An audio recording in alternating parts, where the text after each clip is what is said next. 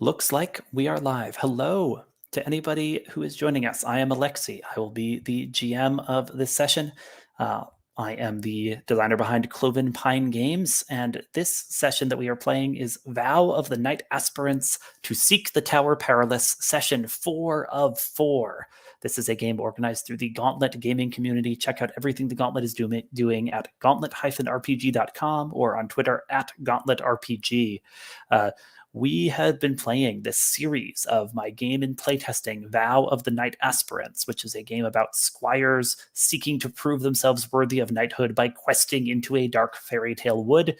And we got to play 3 sessions of this, and then we had to reschedule again this final session, but now it is happening. Now we are here, and we are really going to go into that tower. I am so excited for this moment. Folks, let's do a round of introductions so people can know who the players are that are gathered here this evening. I'll start us off. Share, if you will, your name, your pronouns, if you wish, your online handle, if you so desire, or anything else folks should know. My name is Alexi, he, him. You can follow all of my gaming endeavors online at Cloven Pine Games. And so that's at Cloven Pine Games on Twitter or Cloven Pine Games on itch.io, where I've got a number of games available for free or for very reasonable prices. You can subscribe to my Substack and hear about all my gaming thoughts, where I send out a monthly newsletter with recaps of games I've run and played or design discussion. That is Murmurs from the Cloven Pine on Substack. Anyway, enough about Cloven Pine Games for now. Let's learn about the wonderful players who are testing out this Cloven Pine game design. Chris, start us off, please. Tell us about yourself.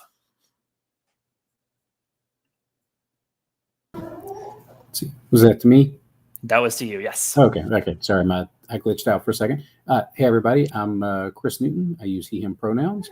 I am an occasional player on the Gauntlet and a very occasional GM on the Gauntlet.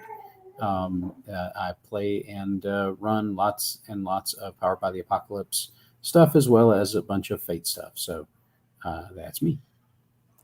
Great to have you here, Chris. Danielle, go ahead and introduce yourself next.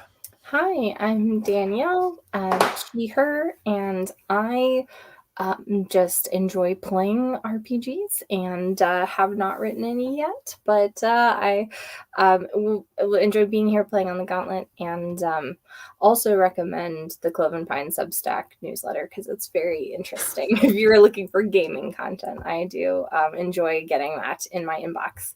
Otherwise, yes, that is me. Well, thank you so much, and great to be playing with you. Last but not least, David, tell us a little about yourself. Hi, my name is David MK, he and pronouns, and I have been Gauntlet for a little while as a player and GM. You can find me on Twitter at Dr. Vertigo, and I also recommend the email newsletter from Cloven Pines. It's very good. I have not been paid for this testimony. It's just a really good email newsletter. Well, this warms my heart. Thank you so much. Let's now remind ourselves about these characters. So we'll take a moment to go back across the character keeper and chat about the squires that you are playing as. Chris, would you start us off by telling us about your squire, Caedun? Sure. I'm playing Caedun. Caedun is by temperament the serpent, and by aspiration the clarion, meaning that he has a family history that is less than reputable in the kingdom, but his aspiration, or his maybe his calling, is to eventually become someone who leads again, which is kind of where he's headed. He by way of his background, he's a scion of heretics. That in having to interact with everyone else in the kingdom who was not a heretic after the ugly religious conflict has led him to be cautious, but quiet and steady. And he carries with him a old family sword that has been reforged after it was broken in the conflict over the religion / heresy. Fantastic. And kind of what have we most recently seen from Caedun during this quest? He had a long and in-depth discussion about the heresy with the witch in the bandit camp, and that led to some awkward revelations for Caedun about the nature of what he's doing now, and what his upbringing was, and his feelings about the cult of Saint Thessa, if I remember correctly. Yes. And how how he felt, he personally felt kind of, maybe betrayed isn't the right word, but it's kind of the feeling that he has as far as the cult goes, like that whole, the cult, adherence to the cult basically ruined his family, and that and he still feels resentment toward the cult about that, but he had to confront that. And yet you promised Agreta, in exchange for her letting you have this diadem, you promised her you would revive the shrine of Saint Thessa at Castle Luthenvel. Indeed. And he was also, as a part of that same discussion, forced to look at how the common folk in the kingdom were dealt with after that rebellion, because apparently, as we established, I think in the discussion with the witch, that the Saint Thessa, tripping over my tongue, the Saint Thessa cult was a much more common belief system in the peasantry and townsfolk in various places in the kingdom, more so than it ever was amongst the nobility. So when that cult was crushed, it had a much greater impact. It sounded like on the small folk of the kingdom, and that was something that Caedun had not had to consider, because as many scions of hereditary nobility are, he was a lot more focused on what was happening to him and his family, and maybe he's starting to consider that maybe that was not the best focus to have. Nice. Cool. I think that's a fascinating takeaway from Caedun's discussion with Agreta.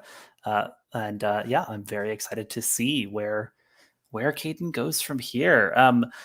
We are sadly without the second PC who began this quest with us. Joe was not able to return, and so Gaston has become an NPC. We may get glimpses of him during the session, but our boar/chalice squire is no longer a player character, but we still love him as a character and are glad he is someone who contributed to this quest and will continue to contribute to the quest, just possibly a little less on screen. But turning to the third character in this keeper, Danielle, please tell us about Gilly. Gilly is a as Chris said, by temperament a colt who is very impulsive, and by aspiration, or a slowly, I guess, becoming conscious aspiration, an hourglass, which is the playbook of foreboding and foreseeing and foreknowledge.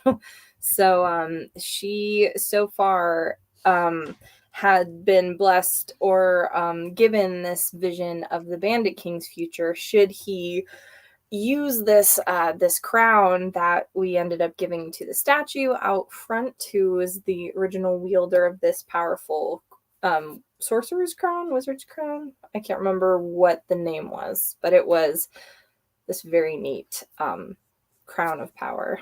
Yeah, crown from a magic user of the past. Yeah, absolutely. Yep. And then despite throwing herself first into all these things, had to learn to maybe pause for a moment to think ahead, and to use this knowledge to help convince his second in command to help give us the crown instead, rather than endanger the Bandit King's cause. Given that the Bandit King had a fondness, it seems, for a type of witchcraft that was perhaps unfamiliar to everyone in his crew.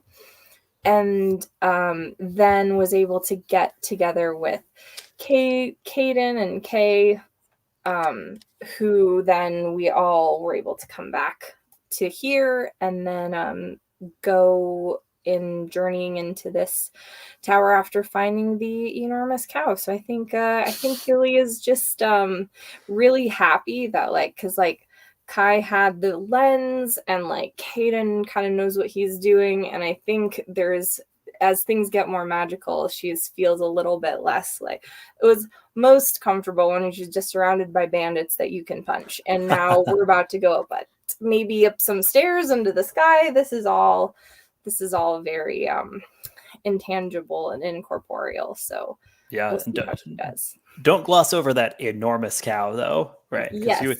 you had been hearing that Doris the cow was special ever since you first met Hap the cowherd, but now you have finally met Doris, and she is a massively special cow.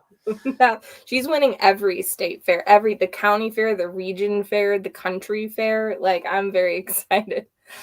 I know, and I like that Caedun always insists, as Chris insists, that Caedun does not know what he's doing. I like that that's kind of Caedun's attitude, as all of us insist that Caedun is a great leader, as Caedun stands to the side and goes, "Are we sure about that, guys?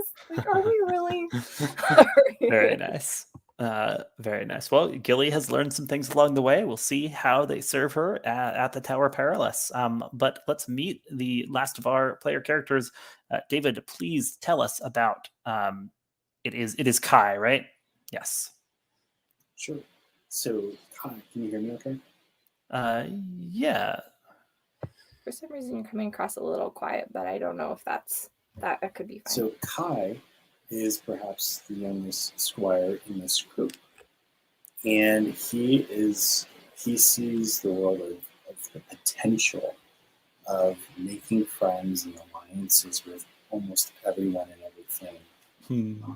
He's rich in reading life and not so rich in doing life until these recent journeys.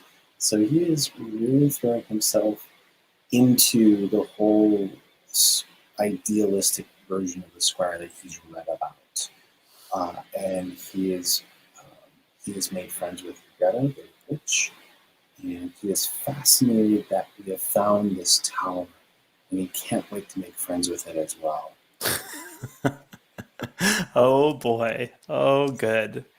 I'm glad about that. Yeah, and Kai, you were very important in the finding of the tower because you brought along this lens from the wizard Kestrel, which is what has shown you a glimpse of the kind of the staircase made of cloud leading up from the old citadel you're in to the Tower Perilous itself, which appears to be,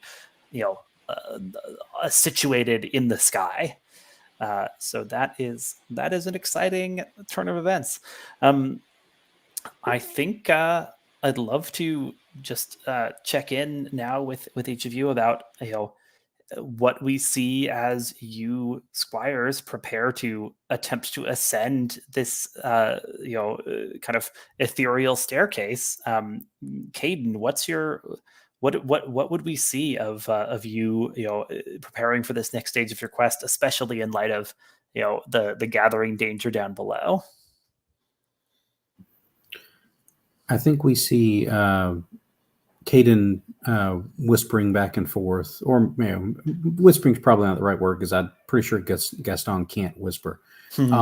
But speaking back and forth with Gaston, who is going to try to be,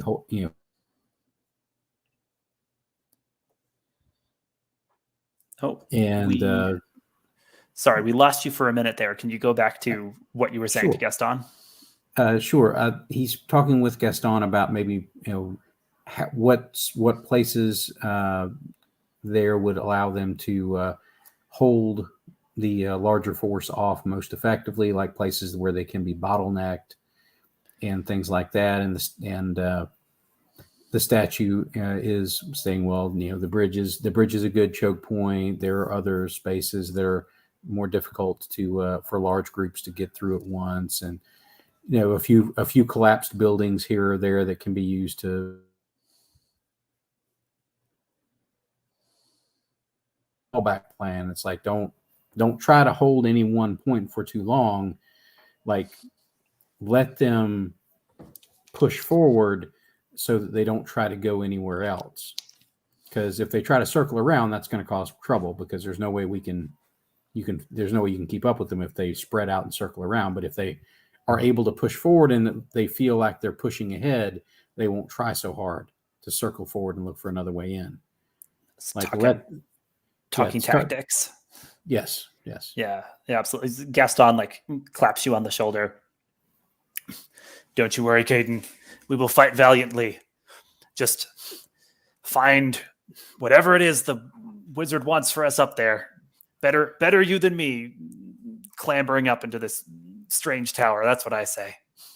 Well, certainly that we'll do that. But like the point is, like, you don't have to fight quite so hard in the beginning. Let them move in. Let them get themselves bottlenecked.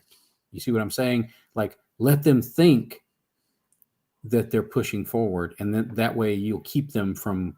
And he's trying to basically go through this, like, don't make your big heroic stand at the very first choke point. Like,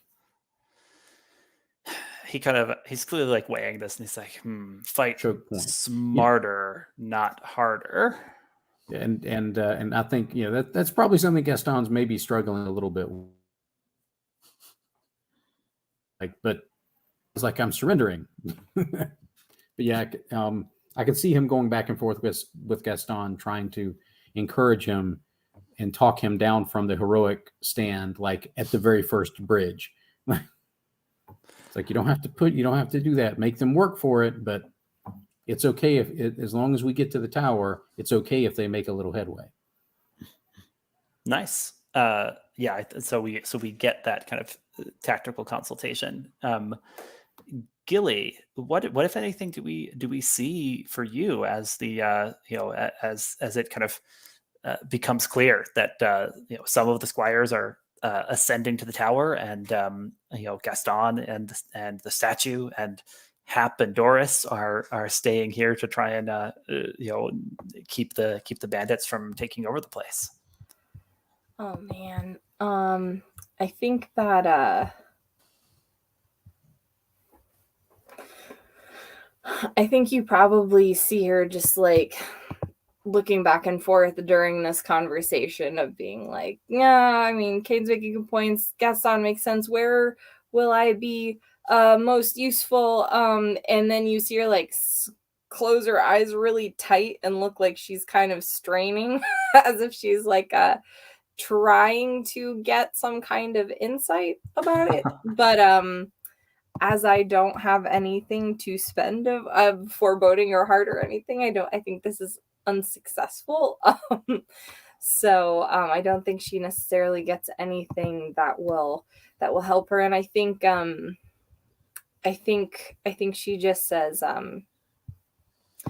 all right, okay, I'll head up with you. There could be something.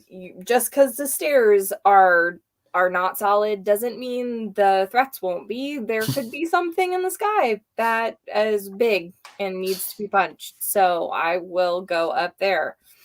Definitely. That's not scary. And I will follow. And if you need us back down here, Gaston, I'm sure you can yell really, really loud. Right? Like I trust your lungs. And I think she'll go stand by. Just keep your ears peeled. Yeah.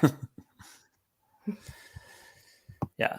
Cool. And Kai, what do you think we see? So Kai has been watching the situation and sees the very special condors and Hap, and decides it may not be conscious that he's doing this while the others are busy, but he goes over to Hap, and after reading how to at least initially honor on board a squire or whatnot, he pulls out his sword and says to Hap, you are worthy of becoming, and he looks around, a Squire Perilous. And he does the I dub thee Hap the Brave. And just to be clear, that's not like a thing, right? Like this is something. I think what Kai is doing, he's extrapolating and not sure if Hap is going to survive that horde over there. And so he's kind of like, because earlier we had a discussion if we thought Hap was worth being a squire, and the decision was no. But I think Kai is feeling like if he's going to go, he'll go with honors. So this is totally not legitimate, but Kai is doing it. Yeah. Okay. So like, Hap like straightens up and says, wow, okay, I will endeavor, I'll try really hard to be worthy of this. You guys find the wizard stuff in the tower. We'll keep things safe down here so that you can come back. Excellent. And does Hap have any weapons? He has a quarterstaff. Okay. So Kai will offer him his very fine sword that he's only used to pull himself out of muck. Are you sure you won't need this? You might run into things up there that are, unfriendly. Well, then I will have to befriend them, won't I? Ooh, well, I guess that's kind of your way of doing things. So, thank you. And he takes the sword, clearly a little in awe of it. Okay. And then Kai will return to the others. All right. Yeah. Then, Caedun, what do you do? Well, I think as we're preparing to head up this ethereal staircase, I think Caedun will gather together with the folks who were all the three of us who were ascending that staircase.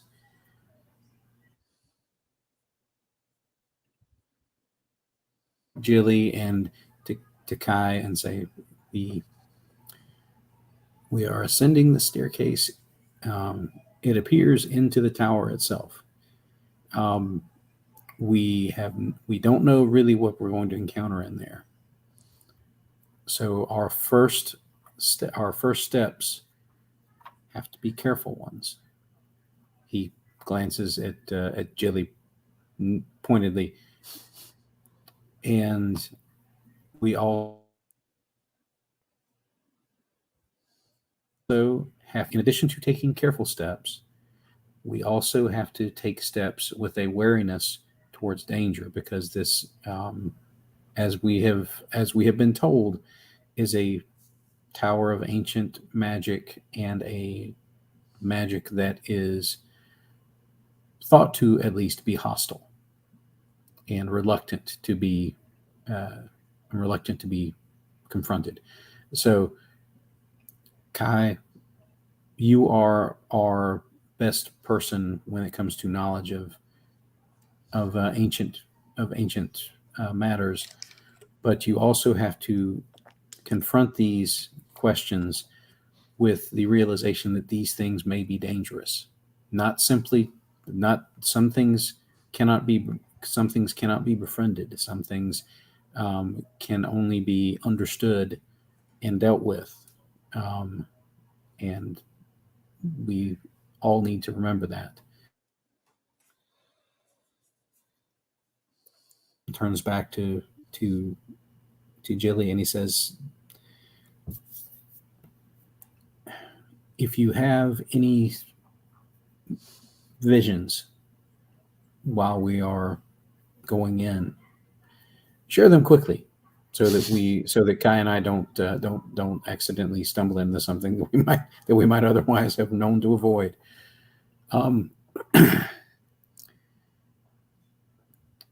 And he looks at each of you and says, anything to add before we confront the tower?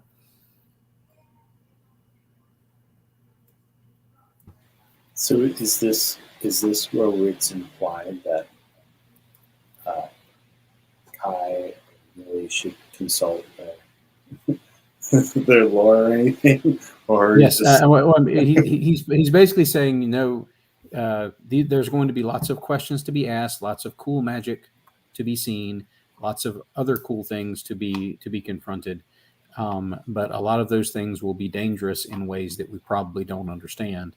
So we can't necessarily confront everything with the presumption that we can deal with it in a peaceful manner.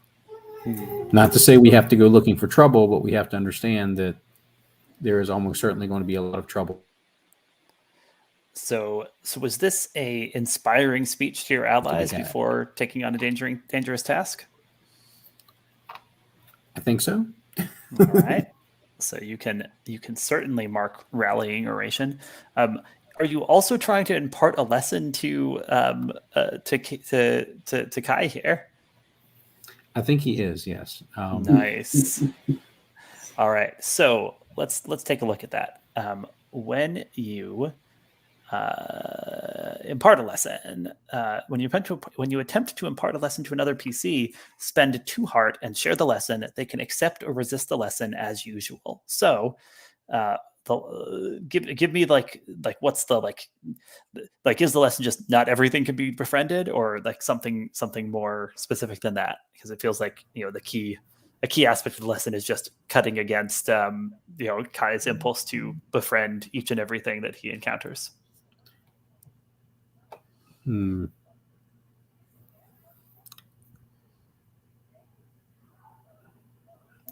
I think that's probably about as succinct as I think I could make it. Like, not everything you confront can be befriended.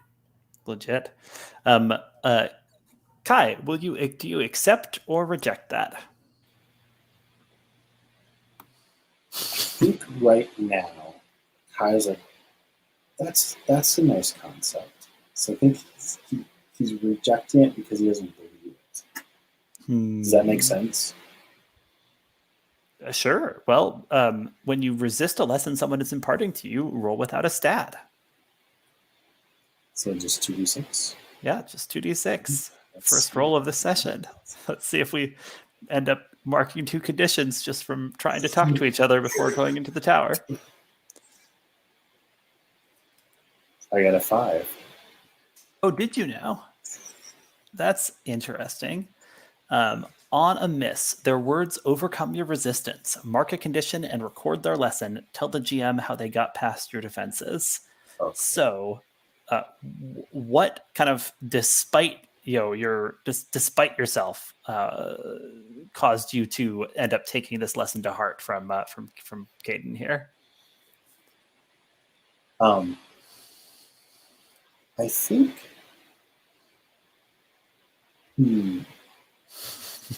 I think what it actually kind of pokes at what he just did, right? He kind of lied to someone because he didn't think that he would actually make it through.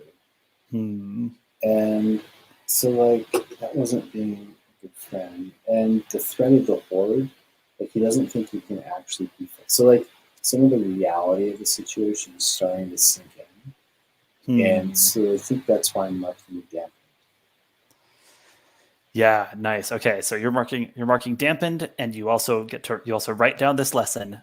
Not everything can be befriended. You have an amazing array of lessons here, by the way. Like, this is 5 total lessons from everything secret is worth uncovering. Try as hard as you can to understand someone's point of view before judging them. Honor the goodwill that spirits make with their loved ones. To reach the heights, you must be prepared to climb ever upward, and not everything can be befriended. Just like quite a complicated, burgeoning ideology that Kay is carrying around. All right, Kai keeps talking to people. This is how he gets lessons, because he keeps actually interacting with the NPCs. If I survive being a squire, I might be a scribe or a bard or something someday. We'll see. Yeah. So Caedun, you have the sense that despite Kai's initial resistance, that your words have hit home.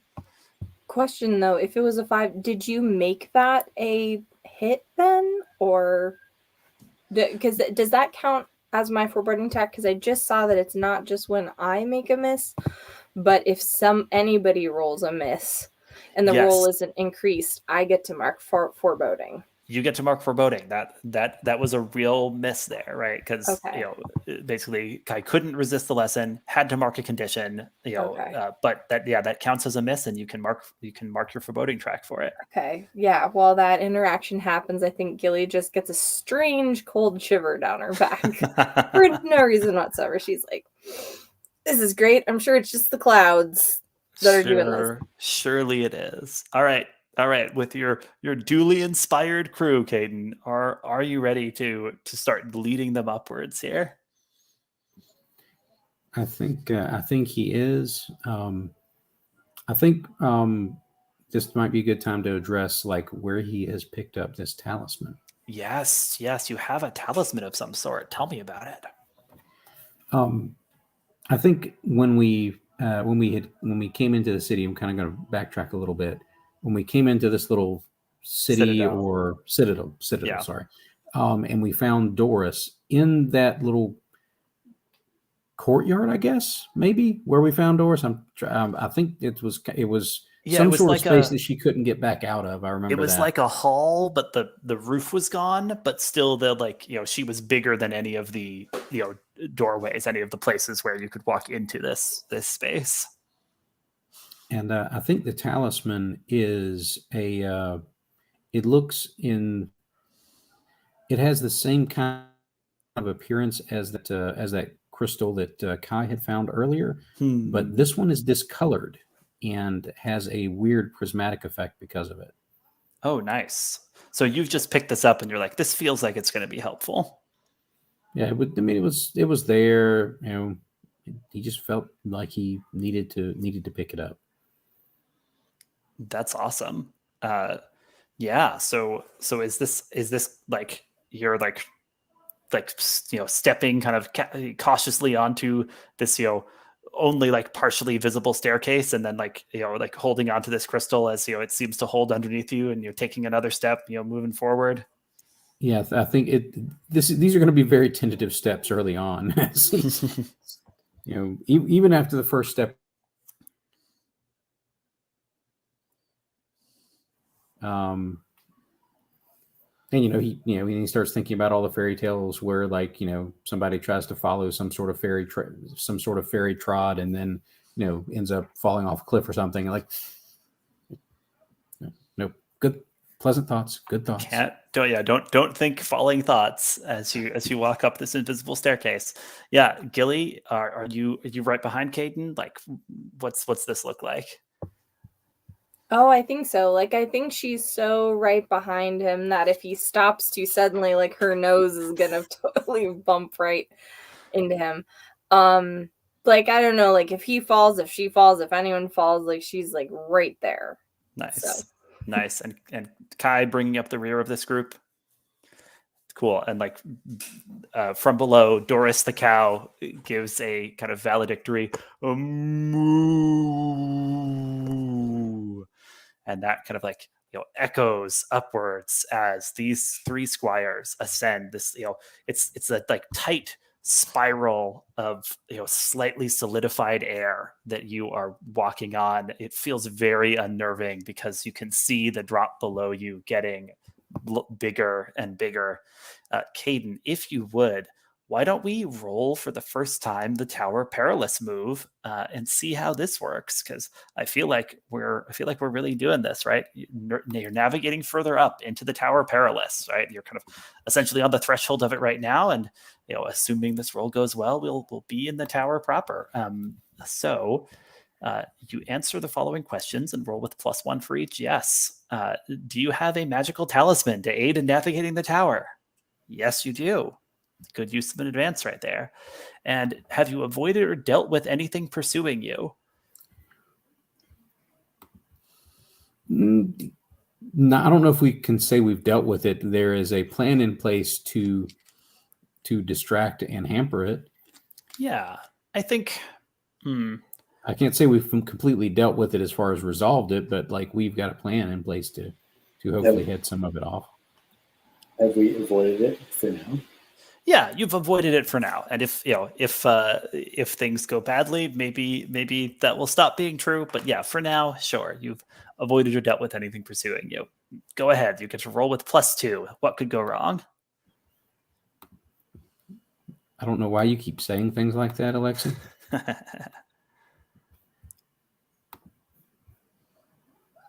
That is a 10. That is a 10. On a 10+, take 1 tower token. Describe the passageway you enter. The GM will describe the marvels and mysteries you observe within. You may take an additional tower token if you agree to encounter an obstacle. If so, you'll meet it from a position of strength. So this is kind of a, so like this is good, right? Like for you get 1 tower token no matter what, and we get to see some wonders and mysteries, right? That's good. And then there's the possibility of going up to 2 tower tokens if you agree to encounter an obstacle, and there is the assurance that you'll meet it from a position of strength rather than the less strong positions you might end up in if the dice later say you encounter an obstacle. So your choices, are we kind of moving forward, getting to another place where we'll have to navigate again, or are we willing to encounter an obstacle for the sweetener of an additional tower token? I like the idea of getting an additional tower token early on, because there's no telling if we'll get this this good of a roll again. So I'm inclined to get the 2 tower tokens and then take an obstacle. Nice. All right. So let's start. So start with telling me about the passageway you enter. So kind of, reaching the top of this, this strange, semi there staircase. What is the passage into the tower itself? Caedun, you rolled well. You have the honor of describing it.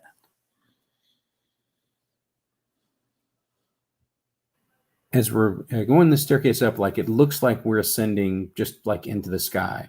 Mm-hmm. And then at some point, like you take another step, and then you're inside this huge like foyer area.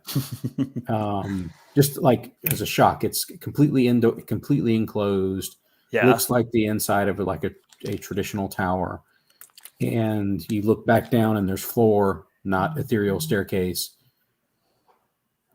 And we all have this sort of sense of this shock of a sudden alteration in the world around us as we like nervously glance around. And inside here, similar to some of the things we see, a lot of these sort of crystal decorations and various effects done with the crystals and lighting that you kind of maybe got an idea of something that they might have done in the past, but everything down at the ground level was so broken and decrepit that you couldn't really get a sense of just how spectacular it would be. Yeah. But here in this space, like you have these illuminations set up to set off all of this gorgeous like tapestry work that's been hung on the wall.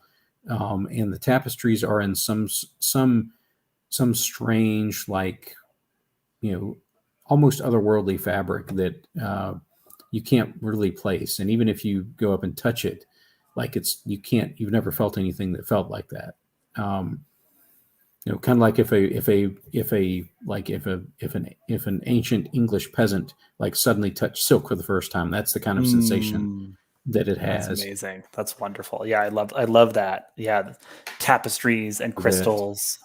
Yeah, so every time one of those lights hits each of these tapestries, you almost get this sort of magic eye painting effect, where if this light hits it, as the sunshine from above shines down, if this light hits it this way, it's a charge. It's a picture of a cavalry charge. And if the light hits it this way, it's like just a bucolic like pasture scene. of horses and cattle grazing in a peaceful field.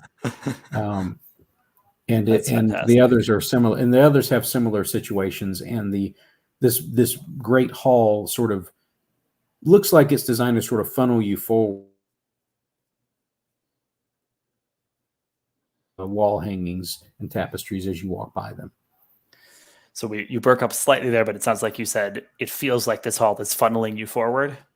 Right, so that you walk past every one of these paintings and get to see all the different effects. Yeah. Yeah, absolutely. Yeah, you are funneled along. Gilly, what's the most sort of unnerving of these like magic eye tapestries to you, where like you look at it and like see the change, and it kind of set your hair a little on end.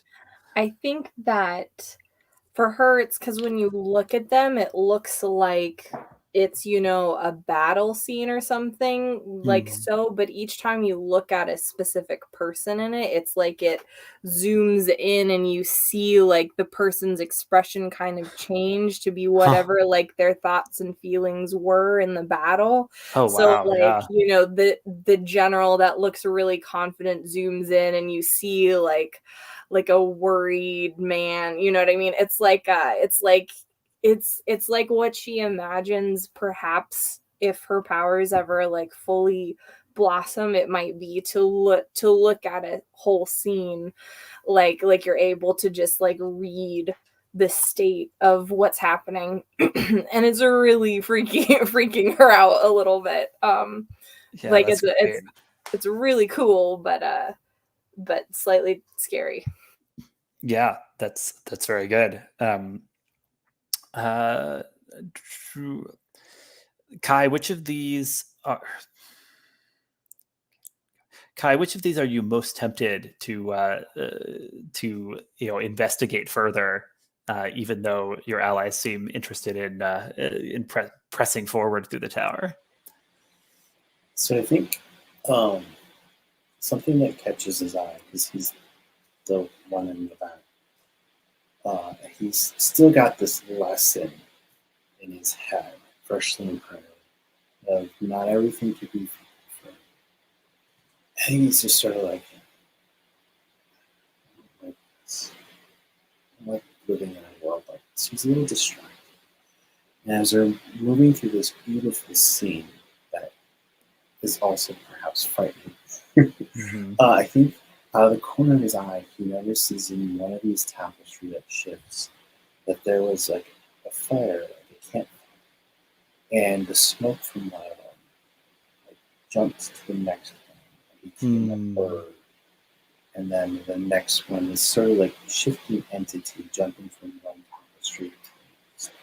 And at a certain point, it stops because it lands on a tree that the bark, from a different shifting perspective, looks like boons, which could be magic, could be a story, and they're sort of glittering, and this dark, smoky bird is near the top, looking down, kind of pecking at it, like over here, and he just wandered off.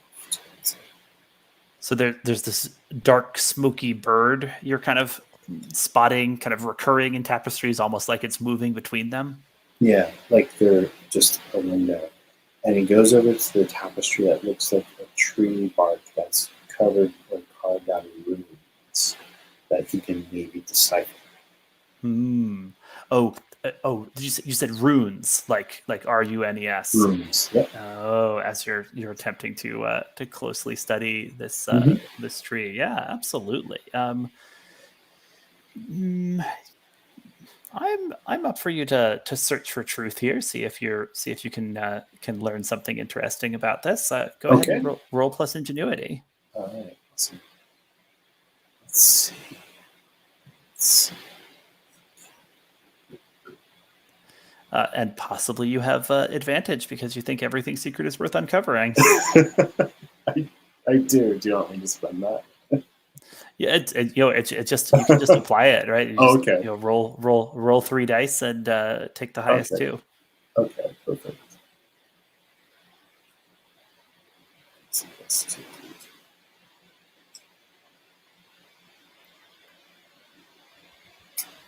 Let's see. So I got a 14. Beautiful. Nice. You are going to get to ask 2 questions from the Search for Truth list. Now, Caedun, you had said you were willing to encounter a challenge, albeit from a position of strength. So here's what I'm going to do: we're gonna have a cliffhanger about that challenge, and then go to our break. And then when we return to our squires, Kay, be ready to ask your questions. Does that work for you? All right. So as you know. Caedun, you at the front of the pack, kind of move along this hall. Maybe you like sort of notice that Kai has disappeared from nearby, but then your like attention switches back because the hall has opened up into this open space, and suddenly the wind is whistling through. You look down again. There's no floor, right? And there appear to be a series of platforms that look like you could plausibly jump to them, but with difficulty, and they're just hovering. These platforms are hovering in the air over the abyss, and on the other side of them is another segment of the tower that it looks like you need to reach. And as you're like contemplating this, the like floor you're standing on starts to crumble, but you have your wits about you, and you step back, and the floor seems to hold, but like the very edge there's this sort of like uneven, ragged edge of bricks where some have fallen away right in front of this challenge that seems to call for leaping from platform to platform. So that is something waiting in front of our squires. Kai has some questions to ask, and we will get to that after our break. Let's take a 10-minute break. Be back at 13 past the hour. See you guys then.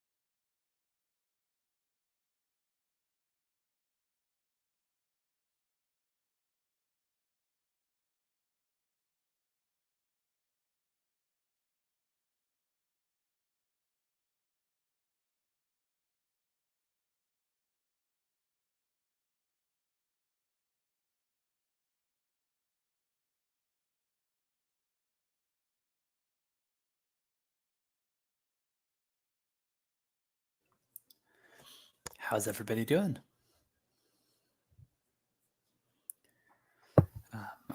We are going to get started again. Hey, with Chris. So welcome back, everybody. Here's the deal.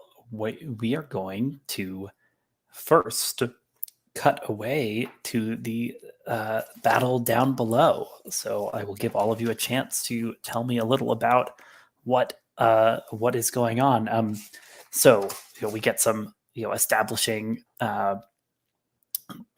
visions here of the Bandit King, and his standard, this this crowned black skull blowing behind him as he kind of shouts towards the citadel. Lay down your weapons and hand over your treasures, and you'll be allowed to live. But if you resist, we will take what is ours now. He's got a whole force of 100-odd brigands and roughnecks, right? Those who are loyal to the Bandit King have been called to follow him into battle here. Swords and clubs, bows and arrows. They are preparing their weapons, and there is a group of engineers, a group of technically minded outlaws that seem to be assembling a siege contraption, aimed towards the citadel. Some sort of large crossbow, a big ballista type thing that they seem. And they've got a bunch of large chains, like they're gonna launch them across like grapple lines, right? So what I'm going to ask from each of you is an answer about what one of your NPC allies on the ground does to hold the line against the forces of the Bandit King. Kay, let me start with you. What does one of the NPCs that are fighting this battle tell me a little about what they do as the conflict starts? How do they help to hold off the Bandit King's forces? I think Gaston works to provoke the Bandit King into becoming overconfident, cocky, so that he might make mistakes. So basically, calling his bluff and like targeting his pride and all those things. Nice. So Gaston is engaged in a taunting offensive. Absolutely. And we see the Bandit King looking kind of more and more distracted by this, because he has to maintain face in front of his inferiors, since he has to prove that he's the best bandit to truly remain the Bandit King. Gilly, what is something we see one of the NPC allies doing to hold off this army of bandits here? I think that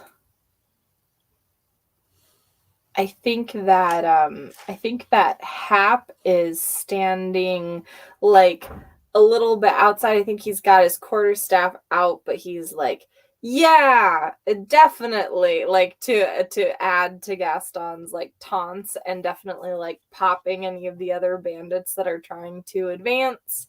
But he's standing like in front of Doris, like he's kind of protecting Doris, but also like might move out of the way and let her just charge through. So I think that is a potentiality if they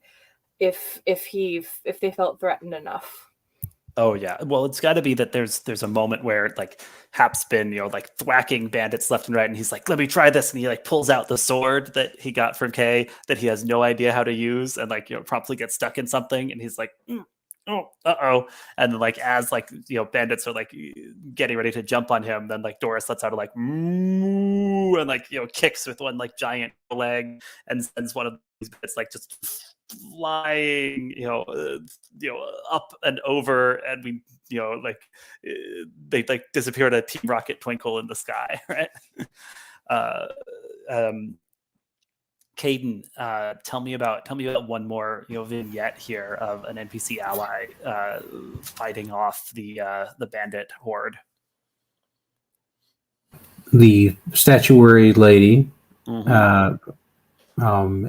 she is she's wearing her little tiara crown thing again, Yeah. and she is, I think, as they're trying to basically set up these ballista to launch their I guess grappling chains.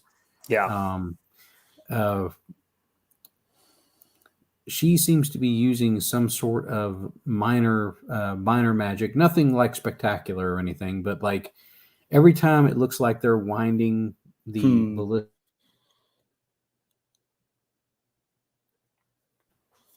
like she can't directly, like the limited magic she has can't directly like go against them if they do a concerted effort, but she can basically mess up the other part.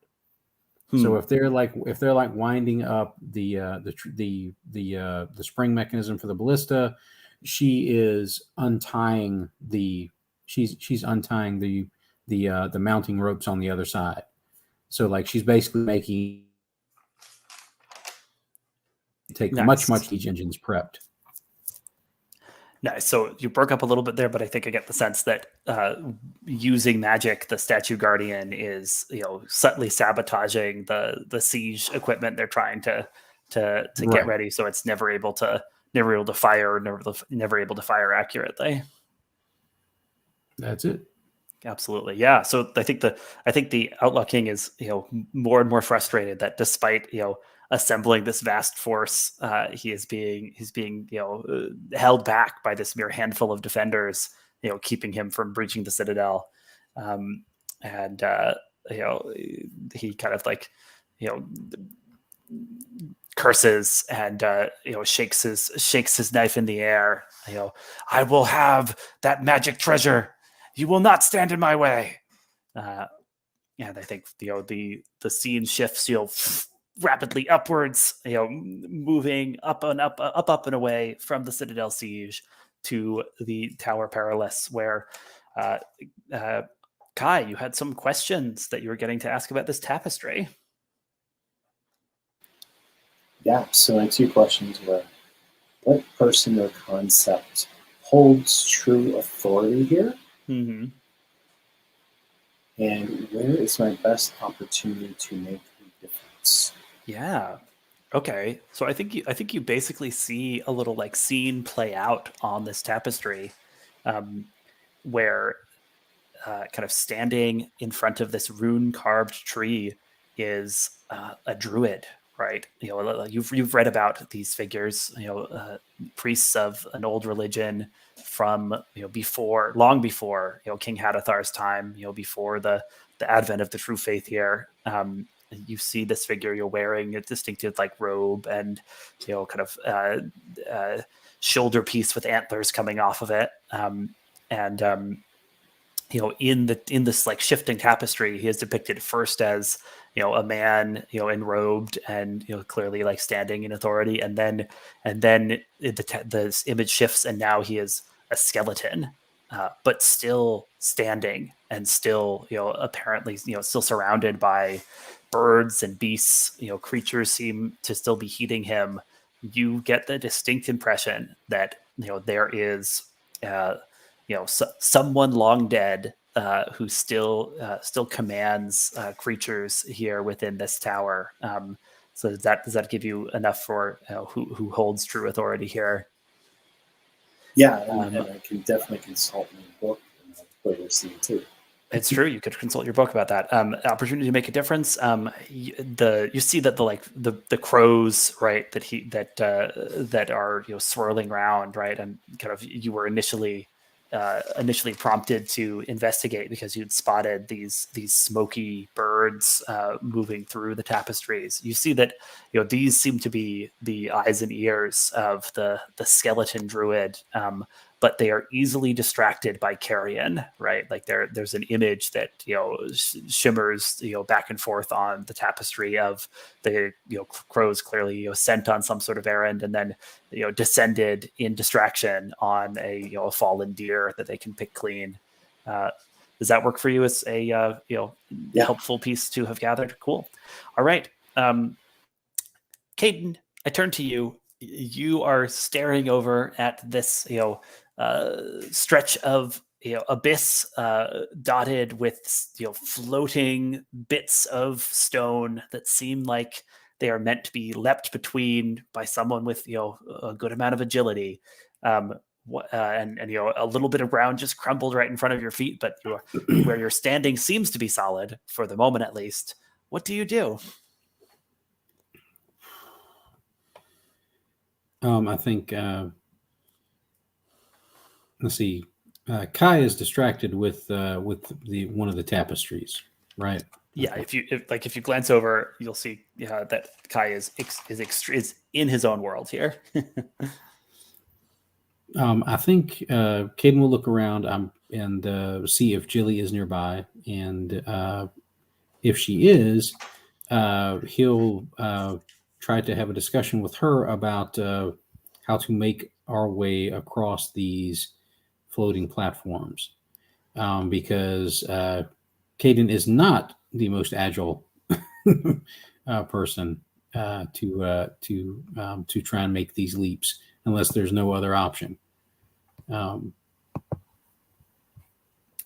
Yeah, I think Gilly is just nodding and looking there, and like how these gaps are between these platforms are really, really, really wide, right? Or oh, you've jumped gaps like these, okay. Yeah, you couldn't like guarantee you could do it every time, but it's definitely something you've done. I think she might like take her sword out and set it down there and be like, okay, I can make this jump by a running leap, but I'm leaving the sword here so that you can use it as like a vaulting tool of some kind. This is the sword that's too big for you. This is a sword that's too big for me. But it might be better. It might be easier. I think she looks over at Kai and is like, Kai can probably do it as long as he's not carrying a really big book. As long as he's not weighing himself down too much. But I think this might be a good size for you. Caedun, you're gonna have to bring it with you though. I'll do my best. Maybe there's a way for us to practice? Maybe use ropes to like if one of us can get across, and maybe we can tie a rope on the other side for the rest of us to and anchor on this side, and that way if something bad happens, like somebody misses a jump like me, there will be something for them to hold on to. That's a good idea. These yeah, I'm like, oh, maybe that's why. See, you have great ideas. She just whacks Caedun on the shoulder. And he like stumbles a little bit and then like sees the edge and then like jumps back. Okay. Are these astral tapestries held up with anything that looks like a rope? Maybe some kind of maybe I could use the big sword to Sure. There's like these silken cords that seem to be meant for like tying back the tapestries if you were like pulling them to the side, so you can cut them down and you have these like like very like smoother, right, and lighter than you're used to rope being, but like you think probably this will do in a pinch. Yeah. She just keeps like, okay, this is a little slippery. We got this. You got this. And I guess looks for something to tie. I guess stabs her sword on one side and ties off the rope to that. We can also say you have like a dagger, just because I feel you wanted Caedun to be able to try to use the sword as a vaulting pole. So yeah. Unless he would rather like tightrope across. But I guess this is the fail safe. So okay, yeah, some kind of dagger that I can tie off, and then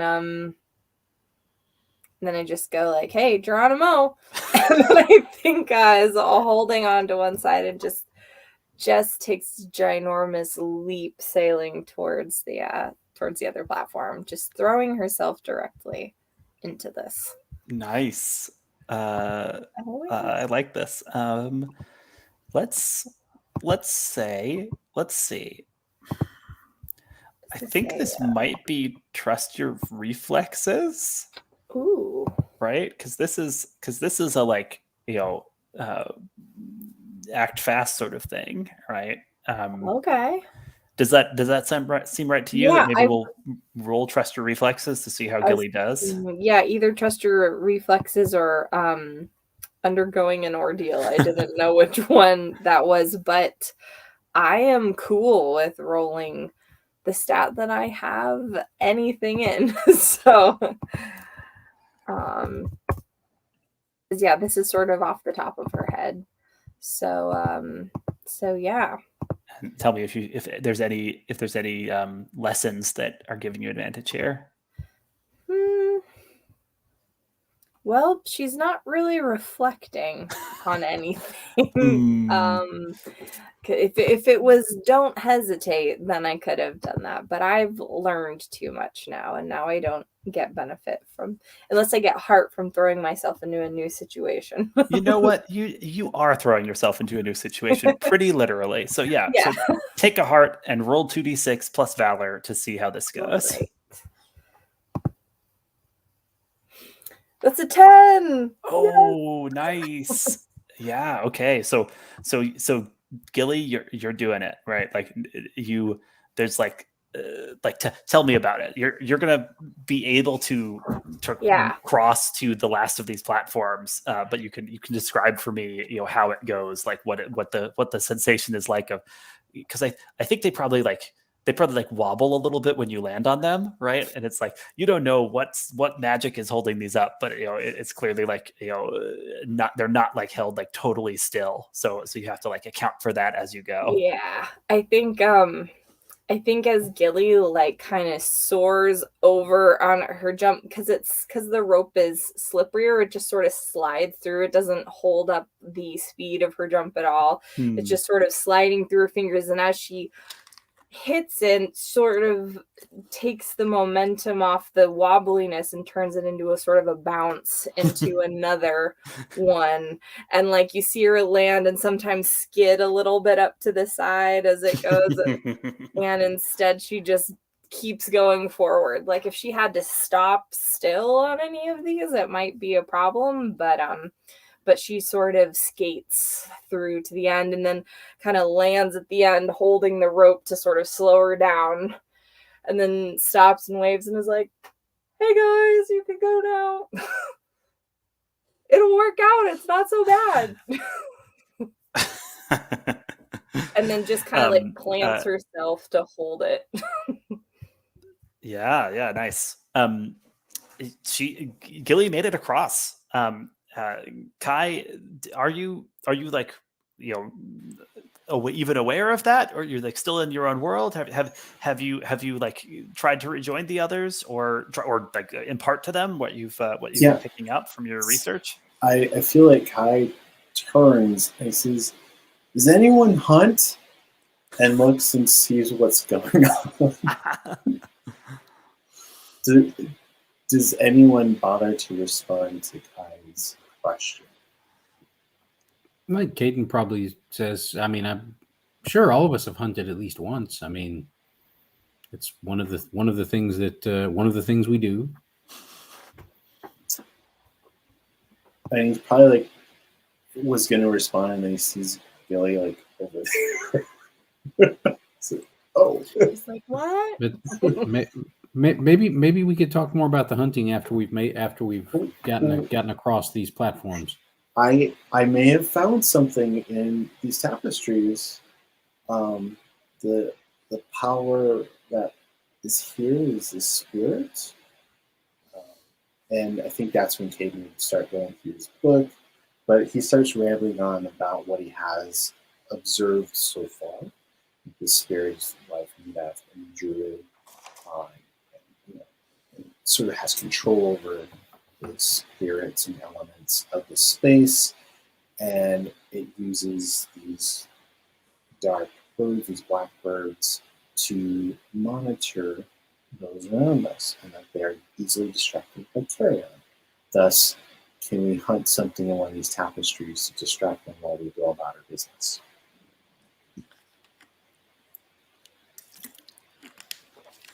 What was that last bit of the proposal there? To hunt something in one of these tapestries to provide a distraction to the things that are in the tapestries while we go about our business. Wait, do you think the tapestries are watching us? There's things in the tapestries that are interacting in this realm, and I believe that they are watching us and reporting back to the power that be that controls this space. Okay, so when we maybe we can lay them all face down like we did the ones that we took the rope from, and that way they can't. That way they won't be able to. That way they won't be able to see us then, right? Just pull all the tapestries down. And Caedun points to where we pulled that one down to get the ropes off of it. Okay, I think Kai will just do it because he's not sure what's going on with the jumping the platform. He's like, great idea. And he just manhandles, squire handles. Save the ropes. That's fine. I can gather a rope. I know how to do that. So I guess he'll just do that. He'll just tear down tapestries and gather this fine rope into loops. Nice. Cool. I think you can just do that, right? Like, yeah, you're just tearing down all the tapestries, kind of like putting them face down, in hopes maybe that not necessarily tearing them down, but like pulling them down, destroying them. Sure. Yeah. In hopes that this will keep the things within this tapestries from being able to observe you. It's like walking into a place and immediately and like spray painting over the security cameras. Yeah. I think, and Caedun hadn't even thought about the paintings actually watching them, so that now he's a whole another level of disturbed, because that thought had never entered in his head that the tapestries were watching them. He just thought they were a nice trick of the light. Nice. Okay, so like once you have the tapestries face down, what's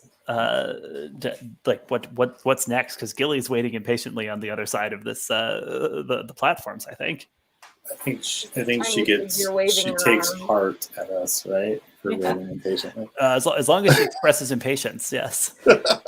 Yeah, I think you see this figure at the end that's like, what? And it's like we're like redecorating over here. We're getting more rope. Yeah. Yeah. So yeah, I have all the rope, and I can like knot them into one giant rope if you need it, or keep them separate, whatever you need. Yeah, and what Gilly's done is give you a like line that goes all the way across. So Caedun, what's the plan at this point? Well, we've got the one line that's already strung all the way across, thanks to Gilly. So, I think Caedun will encourage Kai to go across next, and maybe he will tie the rope around Kai so that basically, if Kai misses or mistimes a jump, like Caedun can like pull him back up. Okay, so got it. So there's a rope that there's a rope coming off of Kai that Caedun is holding on to. Yes. Is it tied off to something else, or like primarily you're just like trying to stand strong? If there's something else that looks like it could be helpful to tie it to. Like I wasn't sure I can't remember if we had said there were pillars or columns or anything in this little area. I think we said there's like now a dagger stuck into the floor that's got Gilly's rope tied around it. So you could. I mean, I'll tie that around that too. Why not? Yeah, absolutely. Cool setup. Every little bit helps. Kay, how are you feeling? I think you've seen a picture of someone do this before. And it wasn't clear if it was working or not.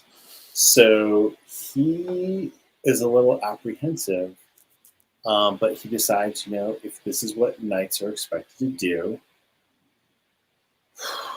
better squire up and do it. So he pulls out, and he's totally cool with the safety rope. He's not going to refuse that. Yeah. But I think he pulls out like one of his daggers or something to put across the top and slide down it towards Gilly. I see. So your plan is like, I'm mostly gonna like do this like a zip line, kind of like Yep. And I'm sure she'll catch me. It'll be fun. Kind of sort of like running along platforms as needed, but doing really like letting the rope do a lot of the work here. Okay, cool. Here's my question: do you think this is more about trusting your reflexes, or do you think this is more about like forging ahead, right? Like, are we going to be rolling Forge a Path or trust your reflexes? Because kind of one is more about like getting something done, slowly and steadily. One's more about getting something done, quickly and like in the nick of time. And I could see you taking a slower or a faster approach to this zipline plan. I think initially he would have done this slower, and now with the zipline, he's like all in. So which one is that? That is trust your reflexes. All right. Roll plus valor. Tell me if you have a lesson that applies here. Let's see. Valor -1. Let's see here.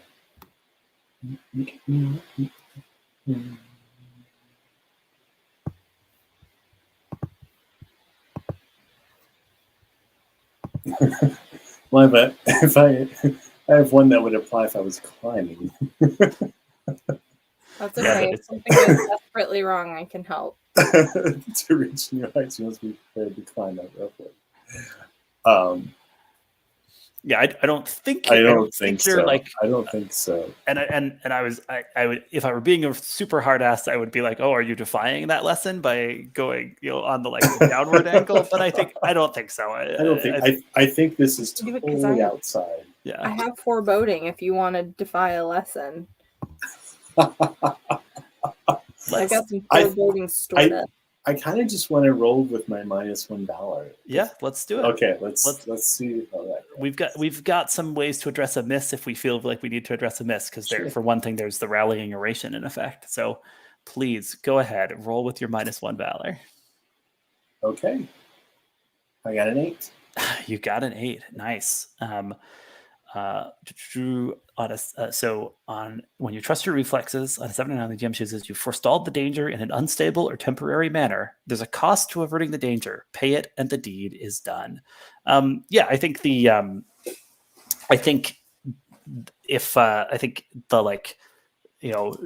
dagger repel plan works great for most of the way, and then your dagger starts biting into the rope. And so like you can get across safely, but you'll be cutting the rope behind you. Are you willing to pay that cost? Yes. All right. Kai reaches the other side of the platforms, but the like nice rope that Gilly had brought across is no longer there.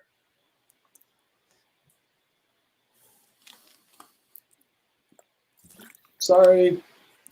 And Gilly, you can tell me like what it looks like as Kai reached. Like, are you catching this other squire? Like, how are you handling this? Yeah, I think as I'm seeing the rope shave it down, like shave the fibers down, and she's just like, "Oh no!" And as he impacts her, I think she's got Kay, and then is like skidding, and we're like, I think he gives like the equivalent. I'm just tapping into what like a shriek of avast or something like that. As he like kind of barely makes it across. Nice stuff. Okay. That's right. He saw that done by some animal in the marginalia of like a medieval manuscript illustration. Hmm. Like so So now we have no rope crossing, and Caedun's just going to have to jump across these platforms. Or vault across with Gilly's sword. Well, I do have to bring the sword with me. So That's true. Yeah, Caedun, what do you do? I think he's going to have to try and make the vault with his sword. With this sword. And are you doing this? Are you doing this the slow and steady way, or the power through, get it done way? No, he's being careful. He doesn't have the literal lifeline that Kai did. So he is like measuring it, like taking a couple of run ups, like making sure he knows where he can plant the sword to do the vault. And he's going to do that carefully. Sounds good. So this is going to take him a couple of jumps to make it over, I think. Oh yeah, like your plan is actually going to be like land, steady yourself, do another vault, where like on each platform you're like taking a moment, breathing, setting yourself up to do the next one. Yeah, absolutely. Yeah, so and you are wearied, so you're actually rolling, making a flat roll here, because your perseverance is 2, but you have -2 because of your weariness, and this is definitely forging a path, I'd say. Okay, and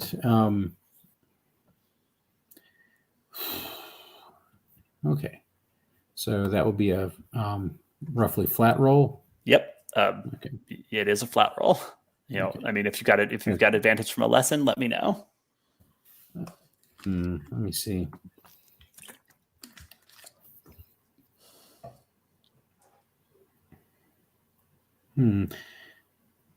I have that leaders carry others and keep their pain to themselves. I'm not sure if that would apply, but I did make sure that everybody else got across first. I buy it. In some ways that does apply, that you are kind of, you kind of like put everybody else first. And also you haven't been asking anyone to encourage you or anything, even though you're walking around with these 2 conditions. So sure. Yeah. Take advantage from that. Every little bit helps. Every little bit helps.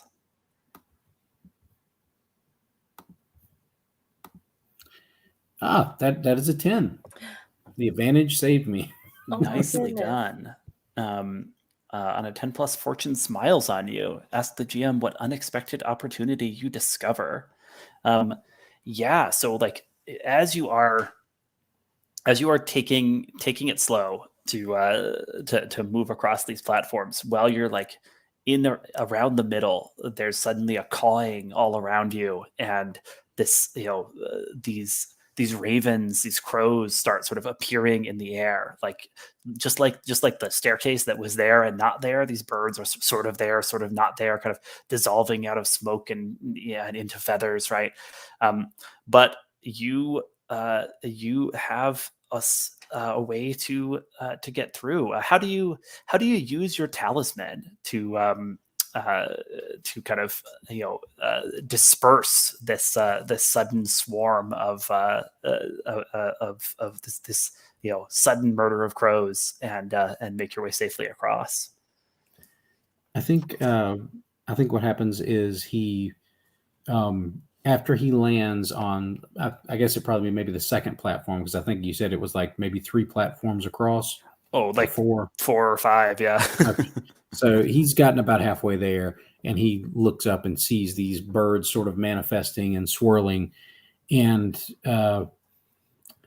he is sort of trying to adjust his garments and getting ready to try to do another jump, and he catches hold of the talisman, which he's basically just tied in a piece of twine around his neck, and the light in this now sort of open chamber, because we're in another one of these big like faux open chambers. The light comes down and he notices it where the light shines, like the birds either flock to it or avoid it, depending on the color, because it's got that weird prism effect to it. Right. Yeah. And so he figures out, like, if he needs them to move somewhere else, like he points that color over there. And so every time he makes another jump, like, he's directed them away from where he has to jump through. Oh, that's and great. if they try to get too close, he shines it directly at them, and they sort of shift away from it, and he sort of goes back and forth like that over the last couple of jumps. Nice.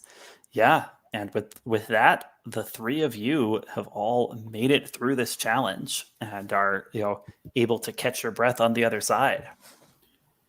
And he hands Gilly her sword back and says, "That was a lifesaver. Thank you." You worked really well with it, Caedun. If you need it. But she like gratefully takes it back, and as she's clutching it close, she's like, I mean, if you need it, you can definitely ask, but thank you for bringing it. But like she does mean it, but she's very glad to have it back. So nice job. Oh, you're muted. We are all three, Dan, but that's why I actually meant to ask, are the narrative triggers for conditions in the rules? Because I needed to review that. Yeah. If you scroll all the way to the right in basic moves, and I'll go ahead and copy these into the chat as well. There are ways to clear these conditions. I am noticing that everyone is dampened and wondering, if you're going to be able to deal with any conditions. But yes, there are narrative ways to clear conditions. Kai, how do you react to this whole sequence of events here? So he's very grateful that Caedun made it across, and goes up and apologizes again. And just, I think, depending on what we see on this of the end of these platforms, what do we see there? Is it just platforms and nothing, or is it building?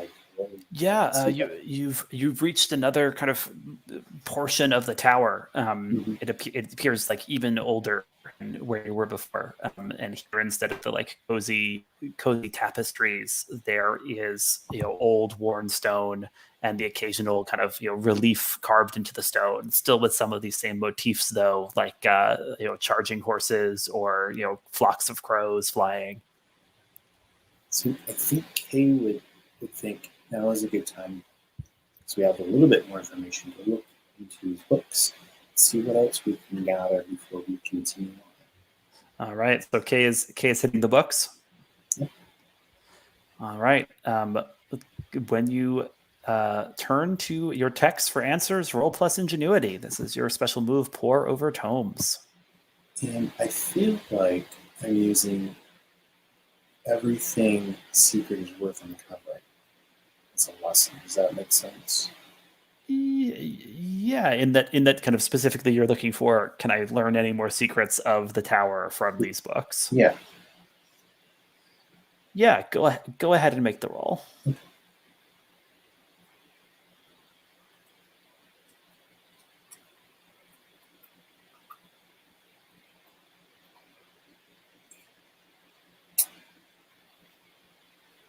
Wow. Okay.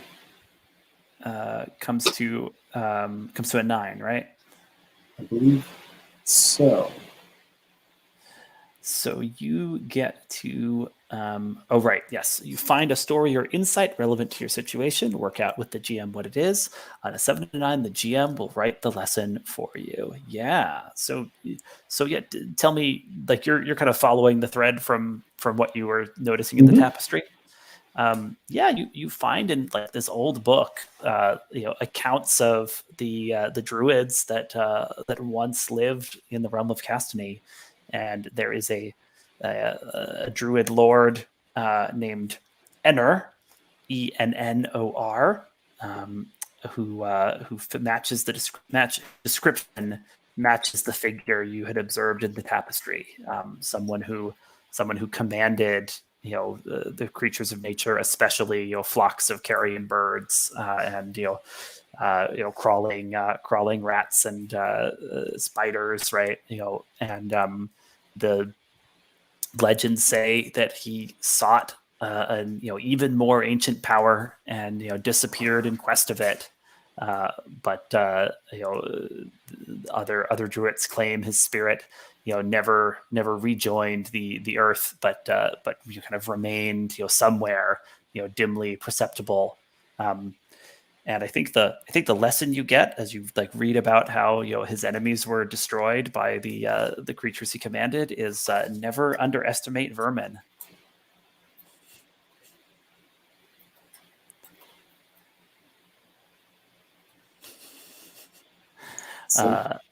Yeah. Gilly, Caedun, what's your what are you thinking? You've had a moment to gather your wits and catch your breath, but the further reaches of the tower beckon. I feel like you know what? It doesn't matter if we're dampened. I'm gonna try it anyway. I feel like this is a time when, let me see. I think Gilly just sort of goes over to Caedun and is like, listen, I know this is weird, but I feel like we're learning a lot, right? Even just getting across this, I mean, and look at those tapestries and stuff. This is really important stuff to help us become a knight someday, right? I mean, you're having to learn a lot. I know that there's been a lot of stuff going on that maybe I haven't seen or been around. It sounds like from what I could hear you and Kai talking about in other places, I know there's stuff you're wrestling with or whatnot, but you're learning stuff too, right? This is worth it. Yeah. Which she's asserting and also right? Asking. And I think Caedun is taking a moment as Kai is going through his books to just slump against the wall. Mm-hmm. It's I really hope so. Yeah. This is I mean, not that the normal squire work that we have been doing is any kind of is any kind of ease, but this has been an experience. I have climbed an invisible staircase. I have been harassed by illusory flocks of birds. I have been I've been chastised by a witch on matters of religion. It has been a strange journey. Yeah, I can't get this in the squire yard. And yeah, Gilly, are you rolling to offer encouragement to someone under a shadow? Yes. Nice. And I am dampened as well, so that means I have a -2. Yes, this would be a -2. Exciting. Do you have any lessons to give you advantage on this? But yes, I'm using my knowledge even of misfortune as a priceless gift. Yeah, you are leaning into that lesson. Okay, yeah. So roll with advantage and -2, and we'll see how this goes. Oh wait, and my prophetic insight does apply to me as well, in case I roll a miss. It's saying in this every time you. Oh no, that's only you or another player roll a miss, but it's only if someone else rolls a miss. Then I can. Yes, yeah, you can use prophetic insight. You gain insight from everything, but you can use it to help other people. It's not built as a self-boosting thing.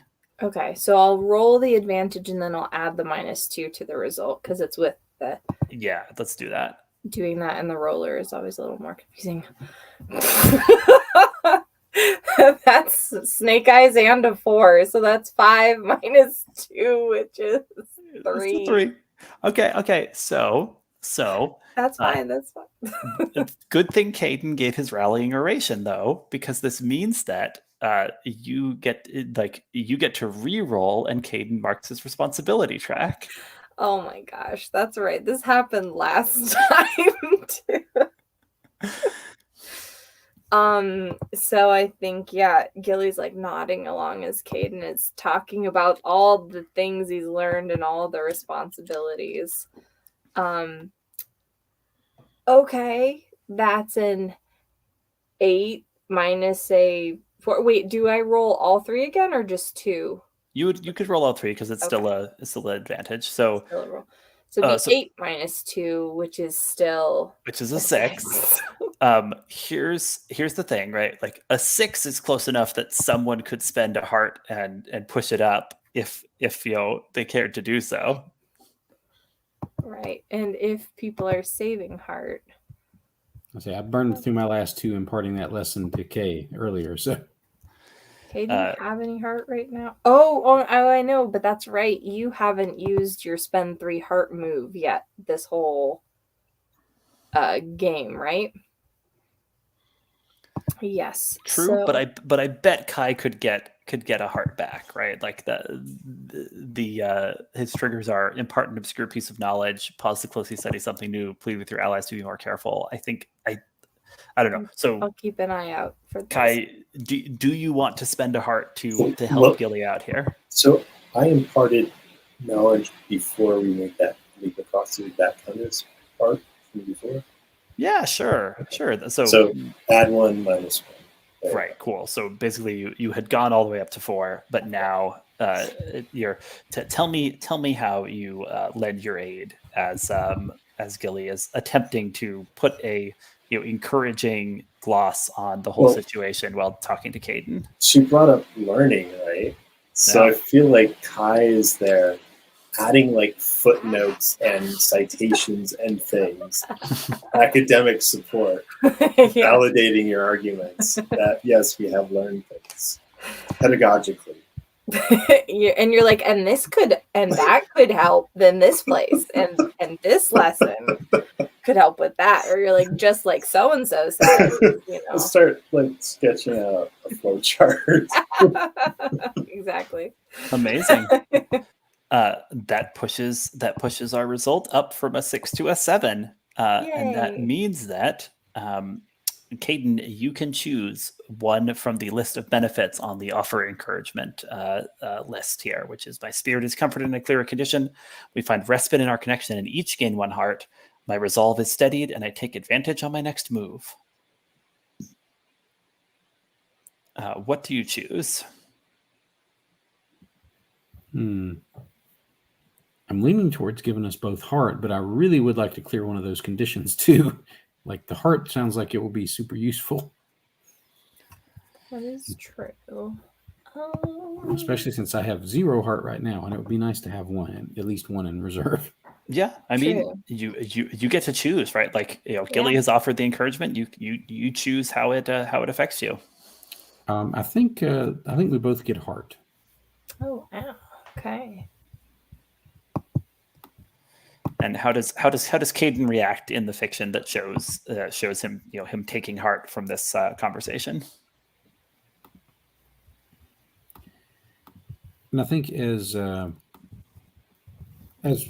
we're sort of recounting all of the crazy stuff that's happened, like Caedun's like we've been through all of this stuff, but we've been through it. Like we didn't like. There were all sorts of things where this journey could have ended much could have ended a lot sooner and with less fanfare and with even less success. So we've been through a lot, but we've actually been through it.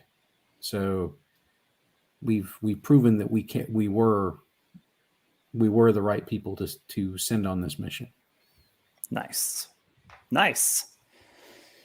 All right. And with that, let's take our second break. And when we come back, we'll maybe get another glimpse of the battle before pressing onwards and upwards into the Tower Perilous. See you all in 10 minutes at 16 past the hour.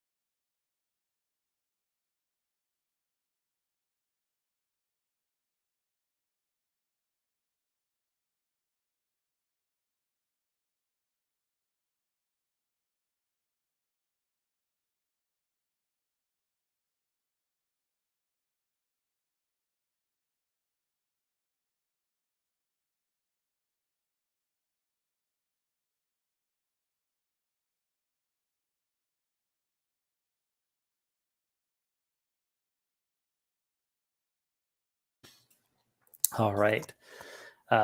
So checked with folks in the chat. Sounds like we can go a little bit beyond our scheduled end time, which we might need to. But I will still endeavor to wrap up in a timely way.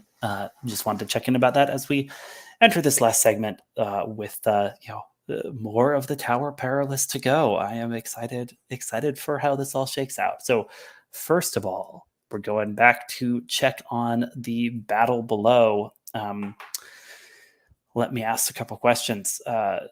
Caedun, how do we see the NPC allies join forces and start to rout the outlaws? I think what starts to happen is the outlaws kind of gave up on the siege engine stuff. They just couldn't make enough headway, and I think as the outlaws just start to press forward just through sheer numbers, they make it. I think they make it forward to the first choke point, and I think you see. Like them being drawn in, and then you hear this earth shaking, lowing from Doris as she with Gaston on her back charges forward and just barrels through the first brigade of bandits that have made it across that bridge, and just sort of tumbles them back away, and tripping the people behind them, and generally making a huge mess of their advance. Amazing. I love that.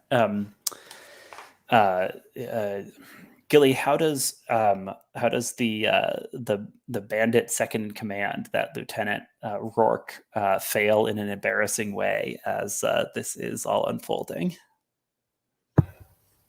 Oh man, I think that he is they're falling backwards or running backwards? I couldn't. Some are falling, some are running. Okay. There was a giant cow attacking them. The giant cow attack, yes. I think that as he's trying to summon like a whole bunch, because he's trying to like push back on the cow, so he's like so he's like pushing, but I think as they're pushing, I think Doris just kind of snorts and turns in the opposite direction, and so I think they all just like go like they've all been pushing, so I think they all just kind of like go forward, and like he just falls flat on his face and gets like trampled a little bit as the cow is like, as Doris takes another attack. Nice.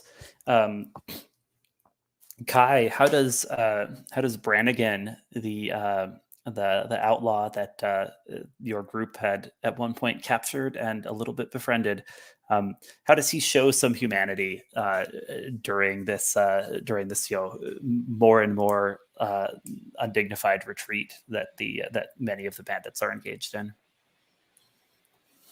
I think he was in a one-on-one fight with Hap. And Hap, I think he actually had an opportunity to kill him. But just sort of like retreats with the masses, gives Hap a nod. You can interpret that as like, we're equal or whatever, who knows. But I think he spares Hap's life. And nice. Just follows back with the others. I like that. Gilly, another one for you. The hedge witch Igretta, who serves the Bandit King. What token does she leave behind here, knowing that Caedun will find it, eventually?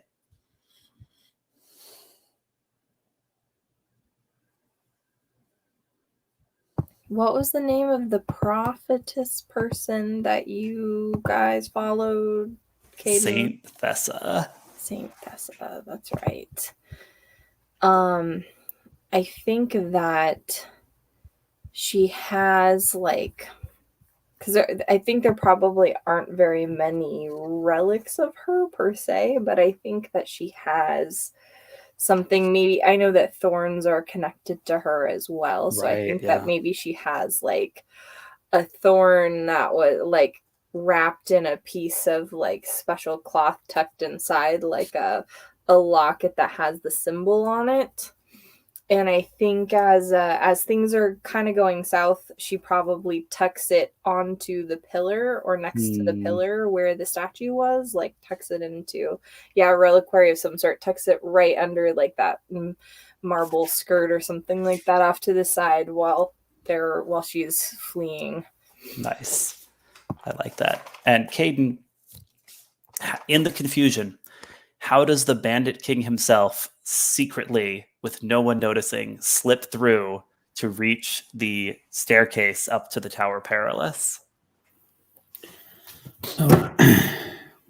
I think that might have been part of his plan all along, was basically the mass of people attacking was basically just like a big distraction. Like, he knows that we were after something in these ruins, and it's hard to miss people walking up an invisible staircase into the sky. Like, he had taken his spyglass and he had seen that. So he actually made his way around because the bandits have been out here before. Like, they'd stolen the tiara once before. Right. Like, they know their way around this, and he remembered that there was a tree fallen across one of the chasms that you could use if you were sure-footed enough to make your way into the citadel without coming through the main gate or the main path. And he did that. Nice. And he snuck past everybody and is slowly making his way up the staircase. Nice. Yeah, I think we see that. We see the the Bandit King kind of hesitantly at first, but like faster and faster, ascending the semi-visible staircase to the tower, and then Gilly, you blink a couple times and your vision has cleared. You'd seen this vision of the Bandit King coming up the tower. You know that's either happening right now or just about to happen. But now you're looking around and you see your fellow squires up here in the Tower Perilous. Oh, guys, good news. We seem to be going well. Bad news. we're gonna have company, like the Bandit King. Not like creepy tapestries, like a real solid person. Do we want to booby trap stuff as we're going up? Like, I don't know if Kai is like, no, we're gonna befriend him or something like that. It's not necessarily like Gilly means poorly toward the Bandit King, but he seems like he's on a mission. Kai. Oh, go ahead. Yeah. So Caedun just looks and says, "I'm not sure we can afford to take the time. I think we've got our best bet is to press forward as quickly as we can. Like, the tower's dangerous enough. That's true. If he makes his way to us, we'll deal with him then. But I don't think we can afford to take the time to try and lay any traps or anything. We've got to get to the top of this tower." So Gilly notices this, that Kai was going to say something and shuts his mouth and holds it shut. Oh my goodness. Shoot. Okay. When you were talking about the trap part, and then Caedun came in, like, he was going to maybe make a suggestion for something. Just like, nope. Ooh. Okay. She notes that and is like, okay, Caedun, yeah, let's do that. And then she's kind of looking at Kai and she's like, if anyone has any suggestions, though, at any point, definitely feel free to share. Yeah, as we're going along, if there's, she just tucks that one away because especially if we're in the back and this guy makes his way up.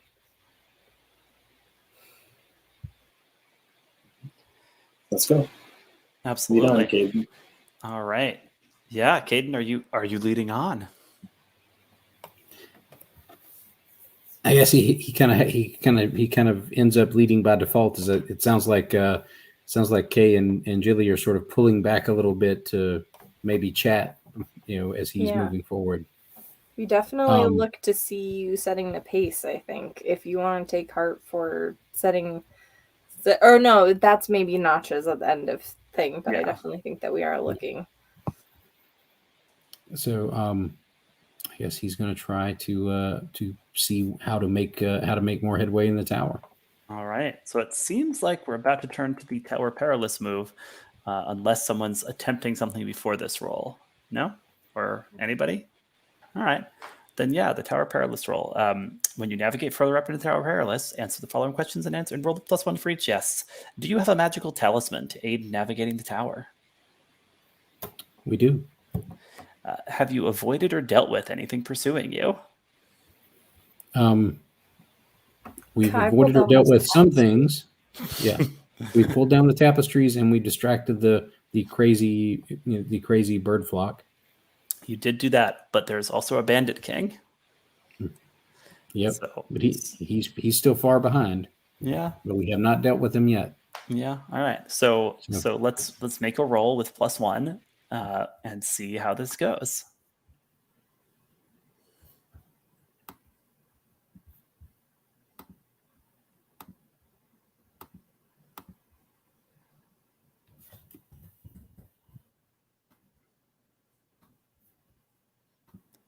That is a 7. Ooh. Oh, okay. There we go. A 7. All right. On a 7 to 9, take 1 tower token, but you encounter an obstacle. Describe the passageway you enter. The GM will describe what blocks your path. Nice.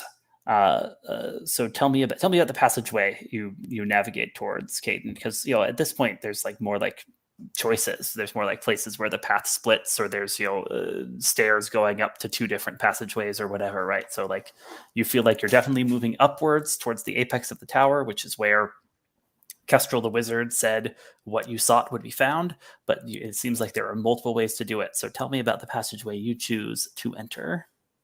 Okay, I think since we're moving up, I think Caedun's pretty literal minded about this stuff. So he's looking for a staircase, and I think the one that he finds is looks like it's often like a little like if you take a slight path off out of the room that we found ourselves in after the platforms.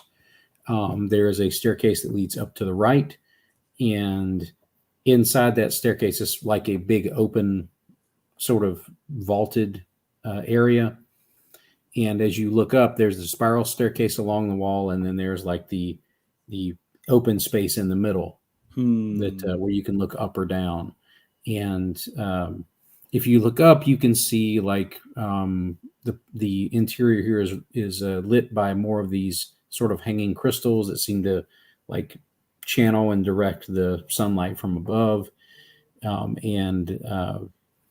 If you look down, like it looks like you're looking down like through the floor down towards the citadel again. Like once you get onto the staircase itself, like if you look down through the middle, you're looking back down. It looks like there's not a floor there. Nice. So as this sort of vertiginous drop you're looking down towards. Absolutely.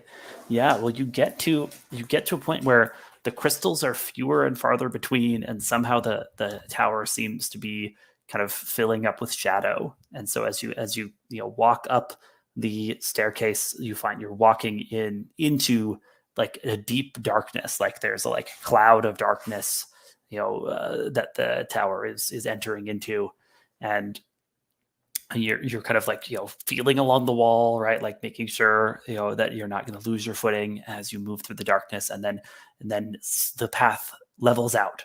You're no longer on a staircase, and in fact, for a moment, there's a moment where suddenly it feels like there's grass under your feet, and you like blink a couple times. All 3 of you adjusting to the darkness.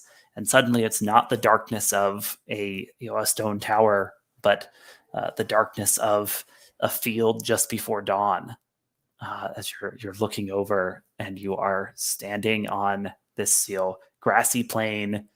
No sign of the staircase you came up via, but now the sun is just kind of breaking over the horizon. And as you look around, you see there are banners flying on either side of you. On one side, banners with the symbol of Saint Thessa, and on the other side, banners with the symbol of the Cathedral of Saint Eudosia and the Court of King Hadithar. And you kind of hear the sounds of armor clinking and horses neighing, and it seems you are standing between two camps here. Caedun, what do you do?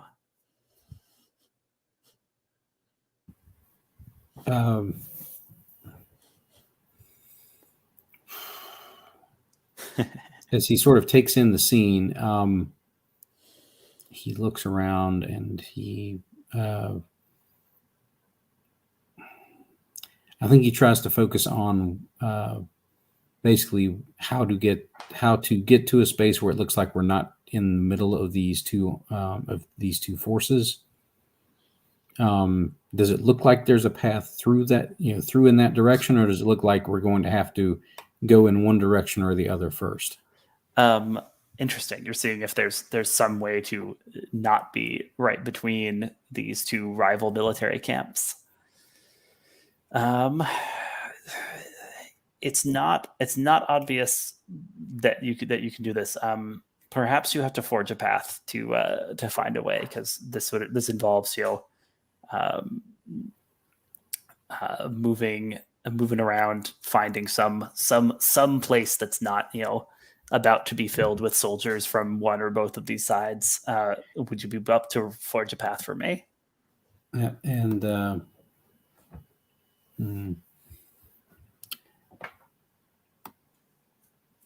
I think as we go through this, I think we hear Caedun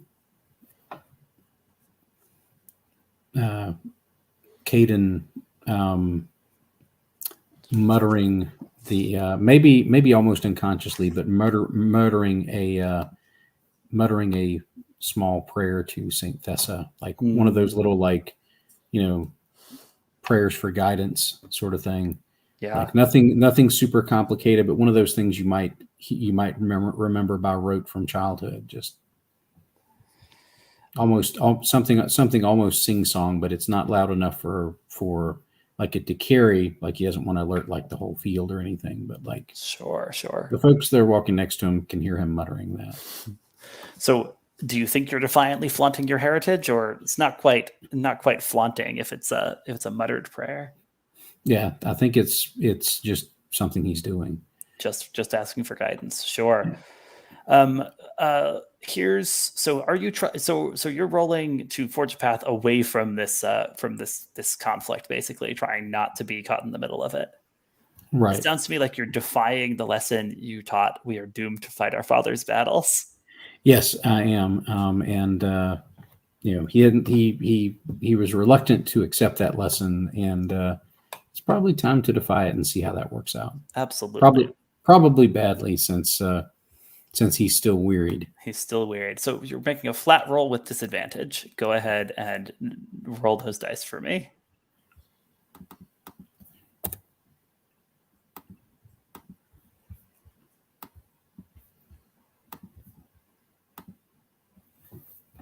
Okay, that would be a 4. Oh, that is a 4 advantage. If you get a reroll with rallying oration if you so desire. I'm not sure if I can do much better than that, to be honest, but I don't know if I could do any worse. Yeah, I'll give it a shot. What the heck? All right. So still disadvantage, still a flat roll. Woo, boy. Great. Okay. Oh no, I can. that's If the you, worst roll ever, because that's 3 ones with disadvantage. Obviously it's not actually worse than Snake Eyes, but it feels like it should be worse than Snake Eyes. Well, it it's a three-eyed snake. It's even worse than a regular snake. I love this. No matter what else happens, like darting through the grass, you see the omen of a 3-eyed snake just slithering through the grass. Gilly, you have a thought. It sounds like. I just would like to use my foreboding, the one moment of my prophetic insight. I don't know exactly how I can help, but I think as we're entering this thing with where it seems like there's some kind of vision thing that we're experiencing, I think Gilly probably whispered either like grabbed your hand or something and was like, make a fist and like get your fingernails in your hand, it'll help anchor you. It's like don't let, is basically whispers some kind of don't let the vision just 100% cloud your mind. Yeah, absolutely. Sorry. Yeah, so I think like so it's you're gonna be able to shift it from a miss to a 10 plus. Is that right? Yeah, because I have 2 foreboding exactly. Okay. So let me start with narrating a miss, and then we'll see how this like changes, right? Because I think like Caedun is just trying to like push ahead, get out of here when like there's like a trumpet sound, and then a battle cry like right, knights smite the heretics, and then thundering hooves, and like Caedun seems like he's like led his friends like right into the way of this charging cavalry battalion. But this in fact gets to be a 10 plus because of Gilly's foreboding and prophetic insight. So instead, fortune smiles on you as the GM. What unexpected opportunity you discover? Tell me a little first, Caedun. How do you how you actually successfully help out yourself and your allies here, so no one is trampled, no one is cut down by these knights with their gleaming swords upraised. I think the horn first sounded from the side of Saint Thessa, and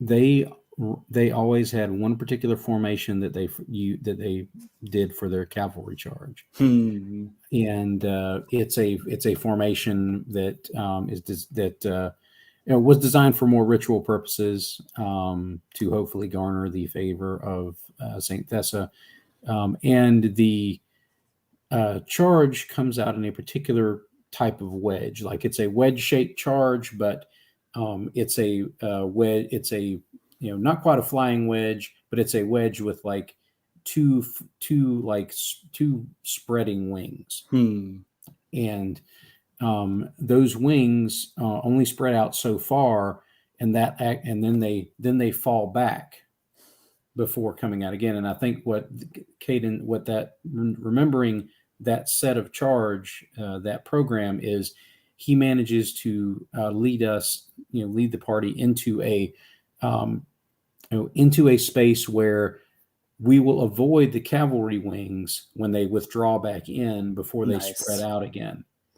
So you find the perfect spot on the battlefield where you'll be safe. You're basically like, you know how this type of charge unfolds, and the place to stand where they'll just miss you, right? Because they're following their formation, their procedure. They're not going to trample through. So even though it looks like they're going to run you down, you've positioned yourself and your allies where like the knights just maneuver right around you as they charge in, and suddenly they're battling each other, and swords are clashing, and blood is in the air, and horses and men are screaming. So you get to ask me that unexpected opportunity as well. Yes. Yes. Yeah.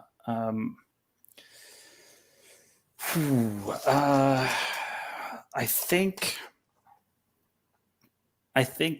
like you're taking this in, and then for like a moment, like what's in front of your eyes seems to like shimmer and waver like those crystal, like the light from those crystals has been doing. So the opportunity is you have like a little sense that this has to be illusory, right? There has to be a way to get out from it. Does that work for you? I think it does.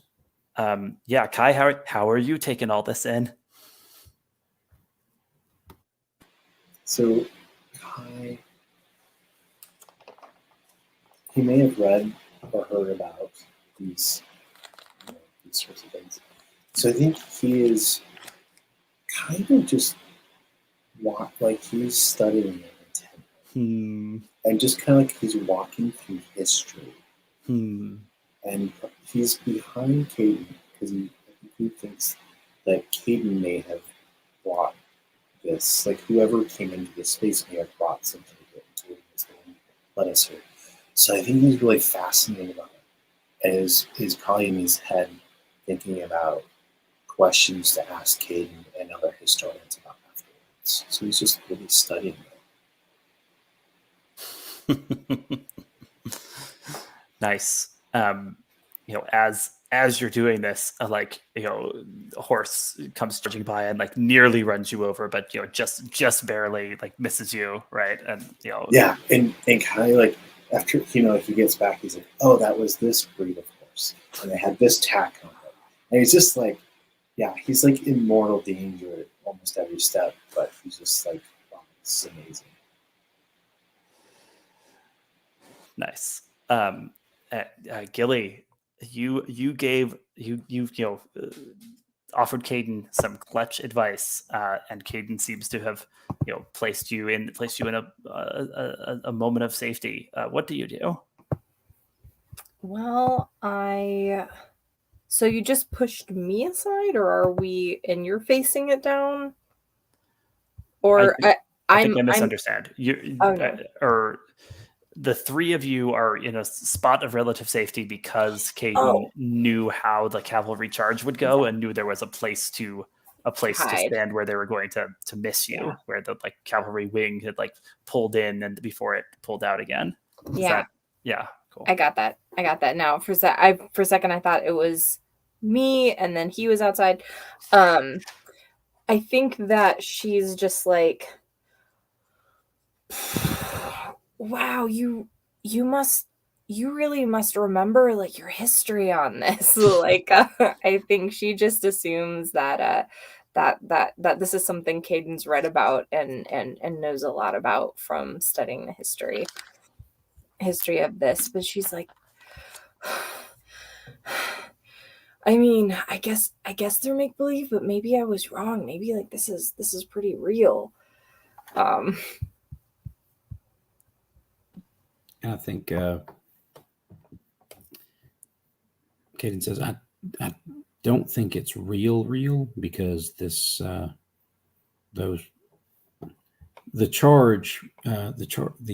charging lines like shimmered like those crystals. Oh. So I think they're illusion. They are illusions, but in this tower, an illusion still might be enough to cause us trouble. Good looking out. But then he turns back and says, that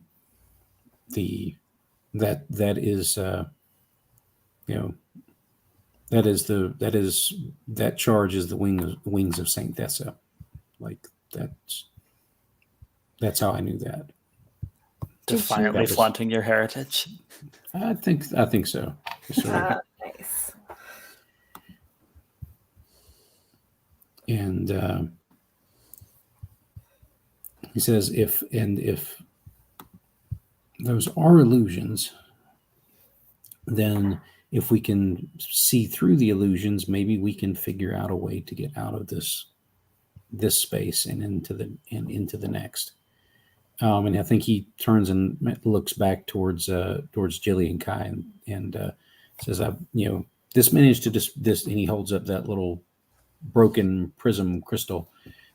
This managed to dispel something. This managed to confuse the bird illusions earlier. he looks back and says, "Kai, do you know of any way might be able to use it to see through this?" So Kai would pull out the larger ones that Right. they carry and takes the smaller ones, is what I'm thinking anyways. And I vaguely remember physics of light. So this is again, so like basically making like almost like a telescope, lens to lens sort of like, and tries Yeah. to angle some light through the two of them to see what that does to any of the action going on. Amazing. So you're seeing if like through this like combination of crystalline lens, you can have an effect on the seemingly solid, but you believe not truly solid world around you. Whew. This this feels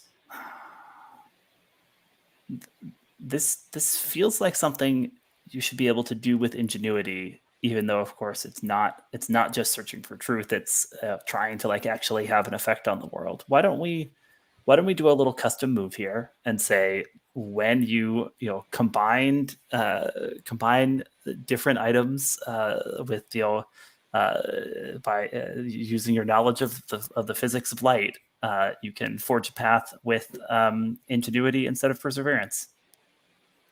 Sounds cool. All right, let's do it. Let's do it.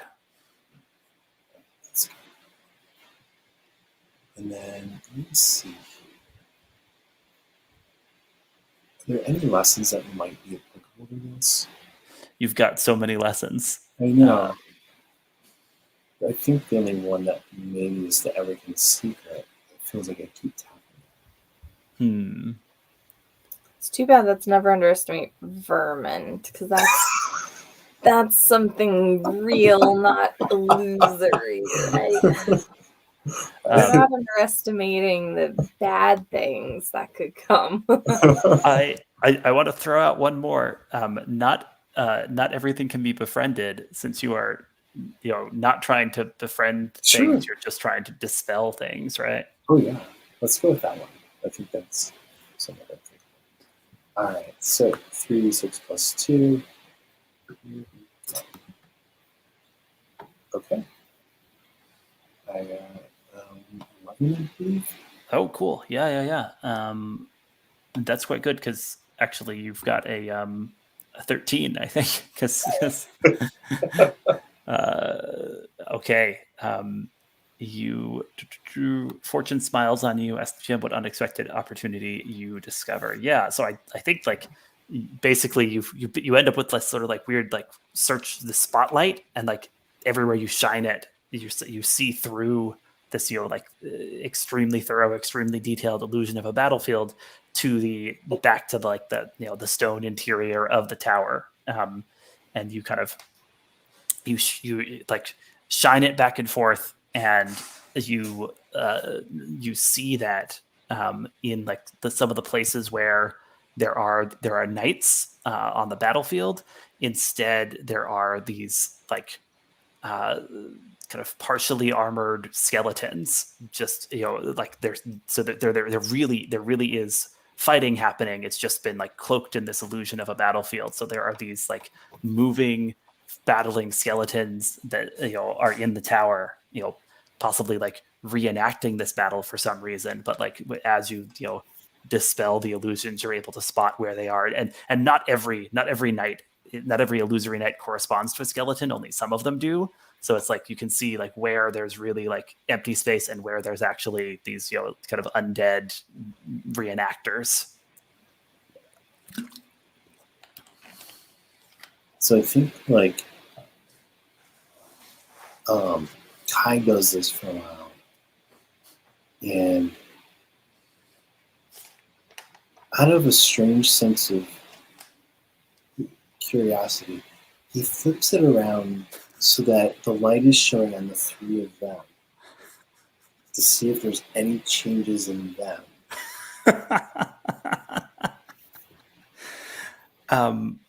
Just to I make sure I love it. follow this. I follow this. You are kind of turning around your device that was like dispelling the illusions of the battlefield, pointing it towards yourselves to see if it does any changes.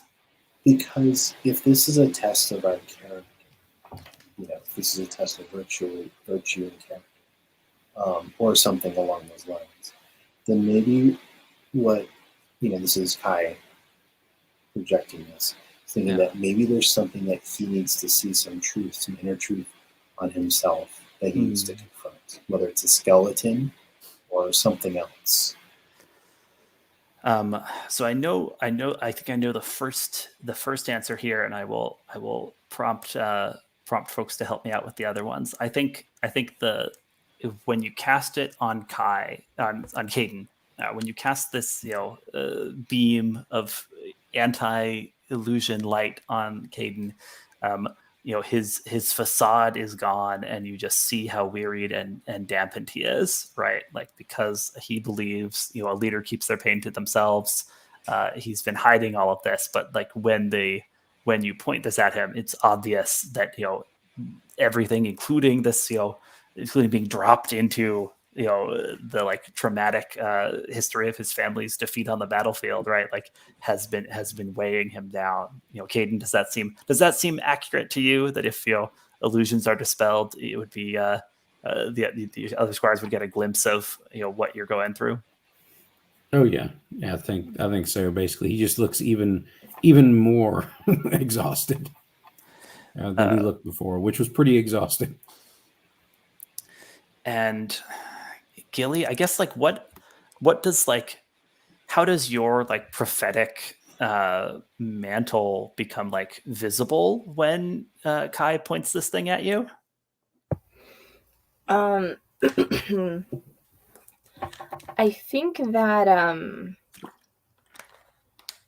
think that you probably see something that looks like a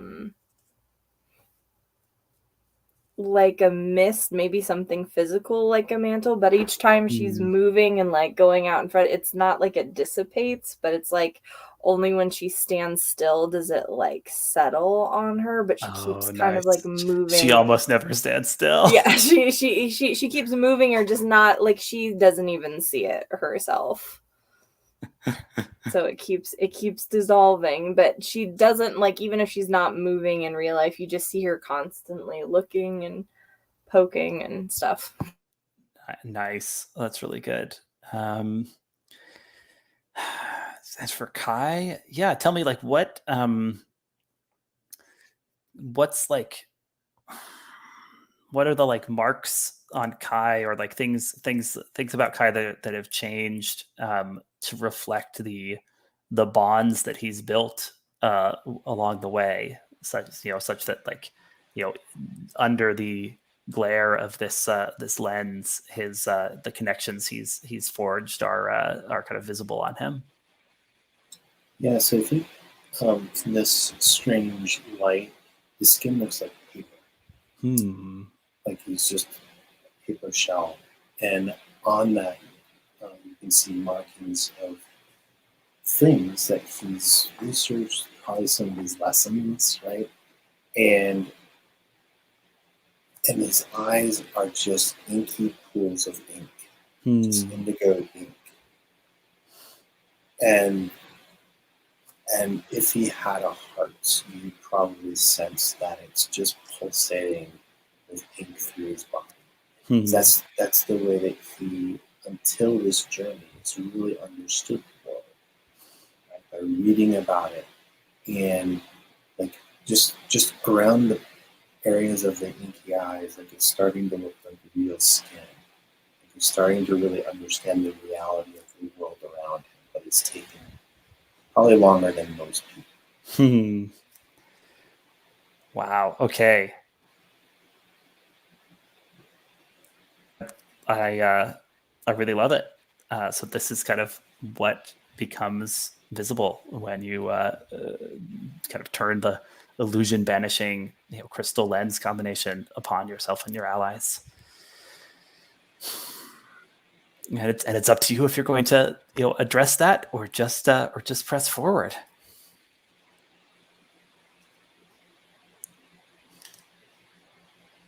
Is there an awkward silence between the three of us? I feel like there is. I feel like there is like a long pause after you all like take these things in.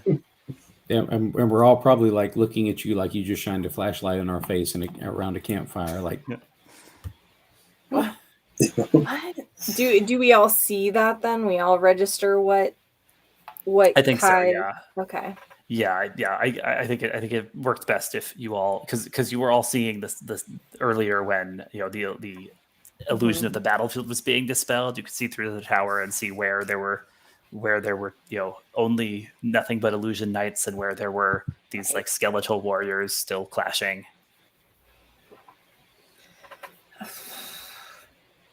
Wow. Okay. That's a lot.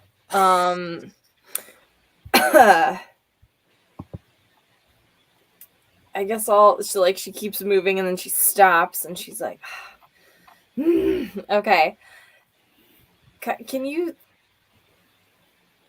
see okay, Kai? Are you like, she's kind of peering in to see if he still has, ink-filled eyes. Guys. Kind of okay. All right. maybe we could use the spotlight to try and like direct the light around until we can see a way out. Maybe it'll reveal the secrets of a hidden passageway or something. You know what? I think we could roll the Tower Perilous move with this again, right? Like this feels legit and Kai is holding the talisman now and helping to direct the way. So Kai, will you roll the Tower Perilous move for us? Yeah. So we have the talisman. Yep. I think we just have the +1. Yeah, I think just +1. Yeah. You have not dealt with the Bandit King.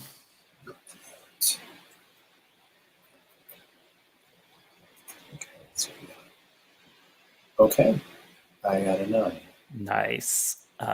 Take 1 tower token, but you encounter an obstacle. Describe the passageway you enter. The GM will describe what blocks your path.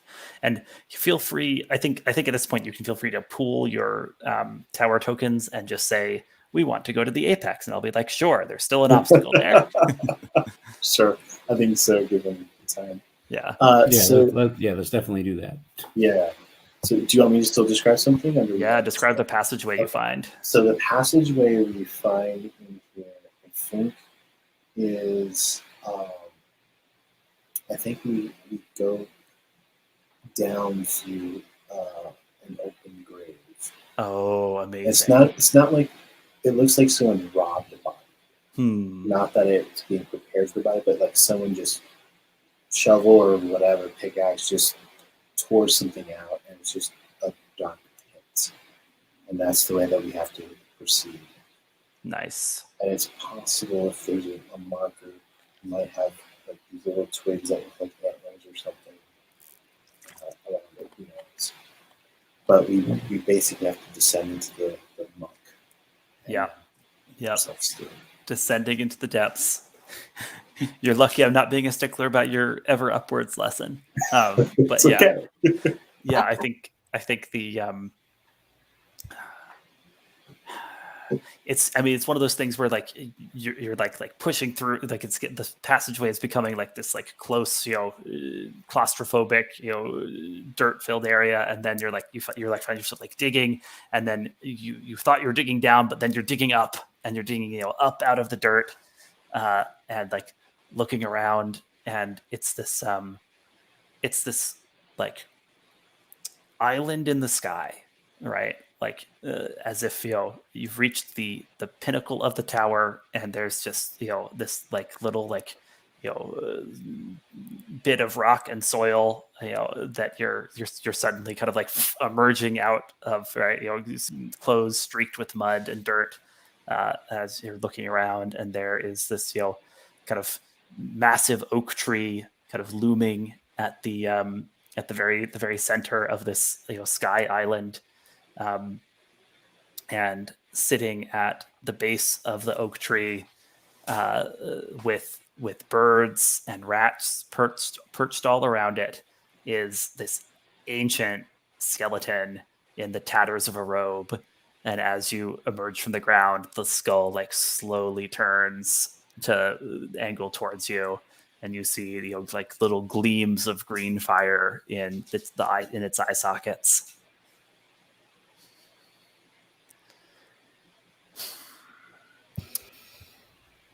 Gilly, what do you do? This is interesting because I'm interacting with something that doesn't look like it has a future, so I can't really pull the same move on it as I did on the Bandit King. I think that I'm going to, you know what, we're gonna lean straight into this thing, and I think you're gonna step forward straight away and be like, Did we know the name of the king from that last one? Okay, so we saw the King Hadithar stuff that Kai saw. Yeah, which thing are you asking The about? one that, because that's when Kai heard the name of the person who's really in charge here, or is that a vision that he had? He found it in a book. He found the name in Okay. a book. So Kai, did you tell Gilly about the Okay. the druid Enor? Yeah, Druid. Druid. Okay, yes. I think Gilly steps forward and is like, Mighty Druid, we have quested through your challenges and up this tower to prove our worth, and on a mission from the king. We need. Do we know what we need from here? We don't. I think she stops and she just whispers that to it. Do we know what we need? We forgot to ask. We forgot to ask. We are definitely here to to seek a boon or a favor with which What to bring back. care I for mortal kings? Well, they're usually quite important in solidifying the moral character of the area. Bah! I do not concern myself with such matters. I am the mystical capstone of this realm. I am in the roots. I am in the air. Your castles will all fall long before my grip loosens.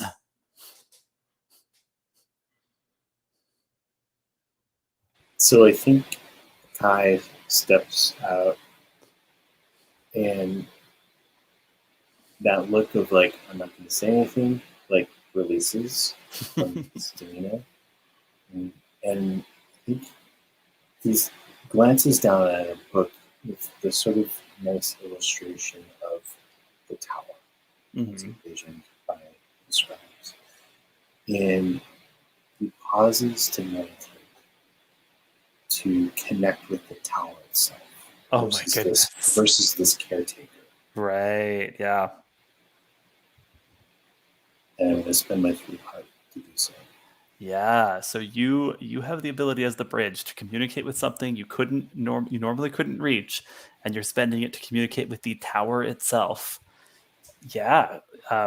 So you like feel the kind of this like massive and mystical structure like turn to listen to you. Each stone, each bit of magic from this thing is alert. So what are you communicating, Kai? I think what Kai is communicating, at least like kind of like an emotional introduction. Like I am of skin and bone and these things, these materials. But what I bring with me is wisdom, knowledge, and the service that I can help provide to you. I live to serve, ultimately. And I would like to offer you my services in place of this one, indicating the druid. You are beseeching a boon from the tower. Saying that I am willing to serve the best interests of this realm. The tower is willing to listen. You have spent your heart to communicate with the Tower Perilous. So let's talk about this. What's the boon you want from the tower? Like what do you want it to give? I think I want it to judge us fairly. Like no illusions, no, whatever. Like asking for like the aspirational sense of judgment that we seek as squires for my companions. Yeah, and what you offer in return is serving the tower in place of this druid. Basically, you're saying like I can be a truer servant than this old skeleton here. Nice. Yeah. So all of that is going on essentially like on the psychic level, right? Like not kind of not like spoken out loud. I think right. Like you are communicating this mind to tower here.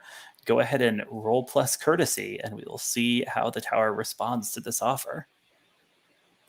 And I guess you can tell me if there's a lesson here. I mean, in some ways, you're defying that everything can be befriended by deciding like, no, I'm going to befriend this tower.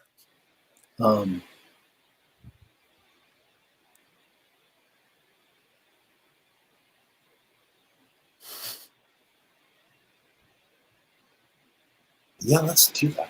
Okay. Well, I would point out that like no matter what you do, like you could be messing with that lesson one way or the other, because you also didn't try to make friends with the druid, who you legitimately could just talk to. Right. Instead of talking, you bypassed going above. actual. Yes. Yeah. I want to speak to your manager. You Karen this druid hard. That's what happened. I think, yeah, you know what? So you've got +1 for courtesy. I think you take disadvantage for going against the lesson, but if this hits, you'll get to rewrite that lesson. Cool. And I think this is not about making a friend with the castle. It's about something beyond friendship. Right. You're offering us type of service here. Yeah. Yeah. It's good. All right, so disadvantage. And +1 for your courtesy. Yeah. Ooh. That's still down. Oh no, right. That's a 5. Yep. Wait, is there one more slot on the rallying oration left though? I can spend a 5. There is one more on the rallying oration, yes. You want to take another go, Kai? Re-roll those 3 dice? Sure.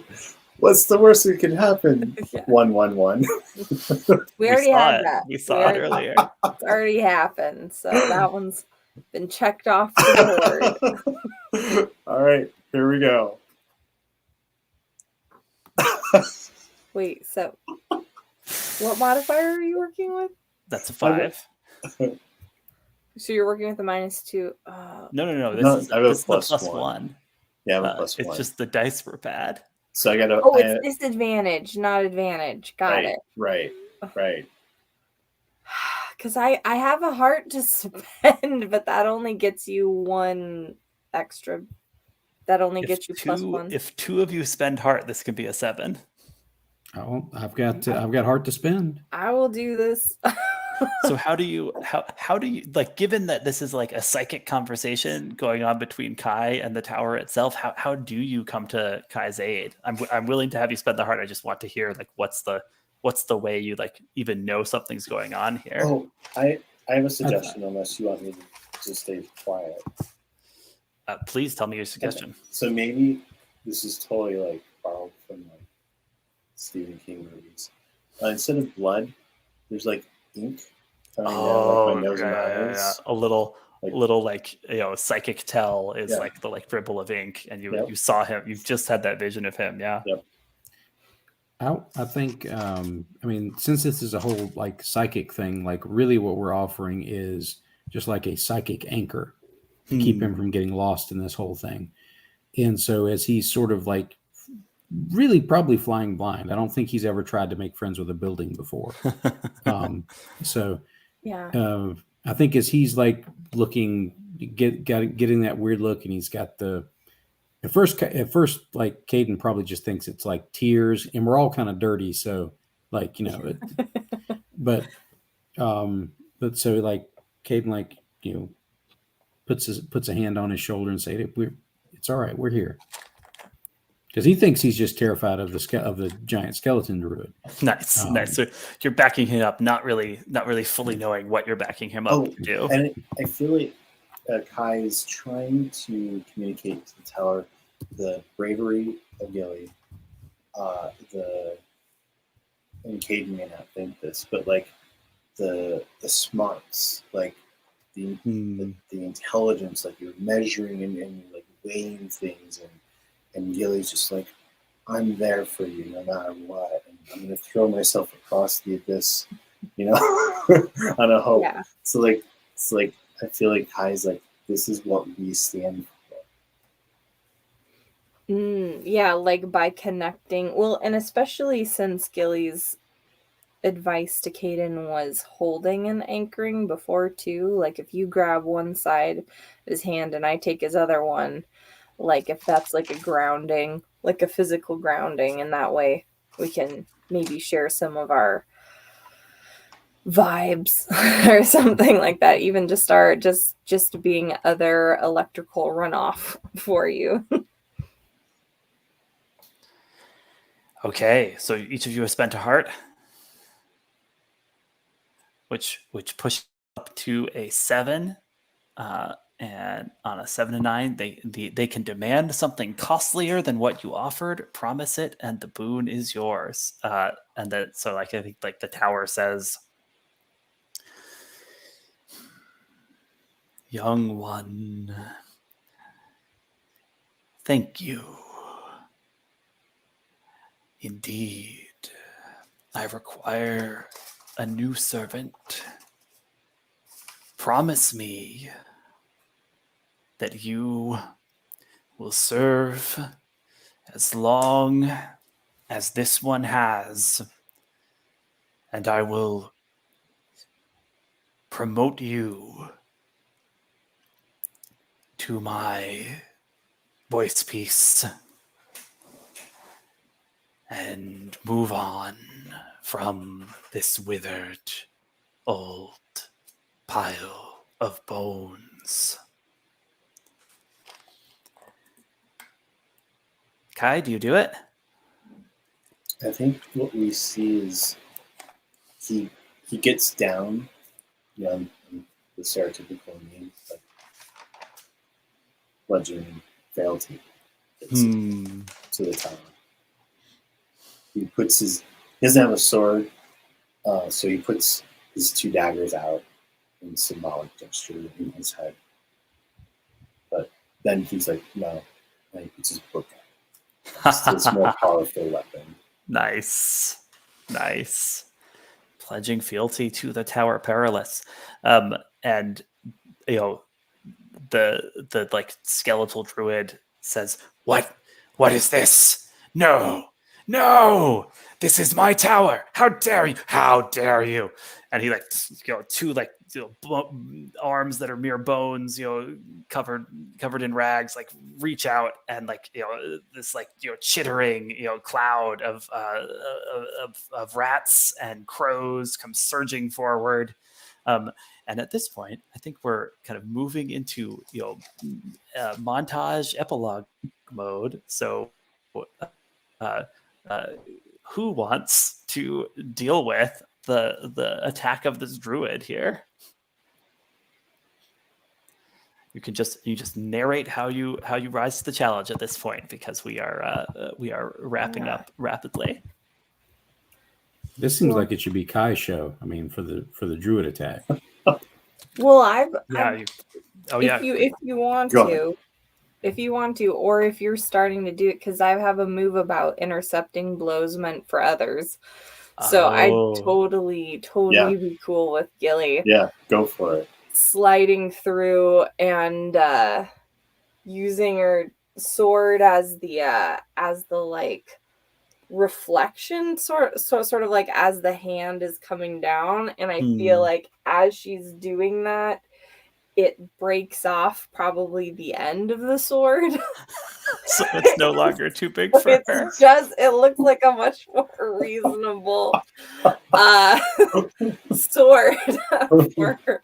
Nice. So you're rushing to intercept the blow, shielding Kai from the druid's attack. Yeah, absolutely. Yeah, probably like gesturing to Caedun, like as he's like moving, like there's probably some sort of vines or something behind, probably like you get him back in the back, around while I'm like distracting him. So if Caedun is like cool coming up with like a fun like sneaky way to either restrain, or like maybe you can trip and pull out like his femurs and then he can't move. You know what I mean? It's a big skeleton. It's a big skeleton. Caedun, what do you do? Well, I've got all of this like faux silk rope stuff. So I think what Caedun tries to do, he's reluctant to try, and if this guy is a druid, which sounds like he was based on what Kay had told us, he's reluctant to try and bind him with vines or anything. So he's just going to try and use this rope. Nice. Because from the lower level of the tower, because it doesn't look like it's like made of any sort of fiber or anything like that a druid might be able to break out of easily. So while this thing is distracted trying to direct these hordes of vermin past Gilly to get at Kay, I think Caedun is basically running around the druid's legs, because he's like a tall skeleton druid guy, and Caedun is just basically running around in circles, getting him all tangled up with this silken rope, and eventually like getting it tight enough to where he can just basically do a sharp jerk by diving forward and hopefully taking him off his feet. Classic Star Wars approach to fighting a larger foe. So as the like bones of the druid come crashing down and just like falling apart, right? Like his magic starting to dissipate without the blessing of the tower anymore. Kai, you feel the tower like directing you towards something, as it says, "There is another intruder who seeks the prize that your friends desire," and it like lets you like realize that the Bandit King has also reached this island, and while you were distracted fighting the druid, he's been climbing up this oak tree. But Kai, you are the mouthpiece of the tower now. What do you do? So I live by my words, and I want him to be judged as we are. Mm-hmm. And so if he is worthy to the justice and the standards that we have, then he may come forward. If he's not, then I believe we have defenders and so forth that can tear him apart or pull him away.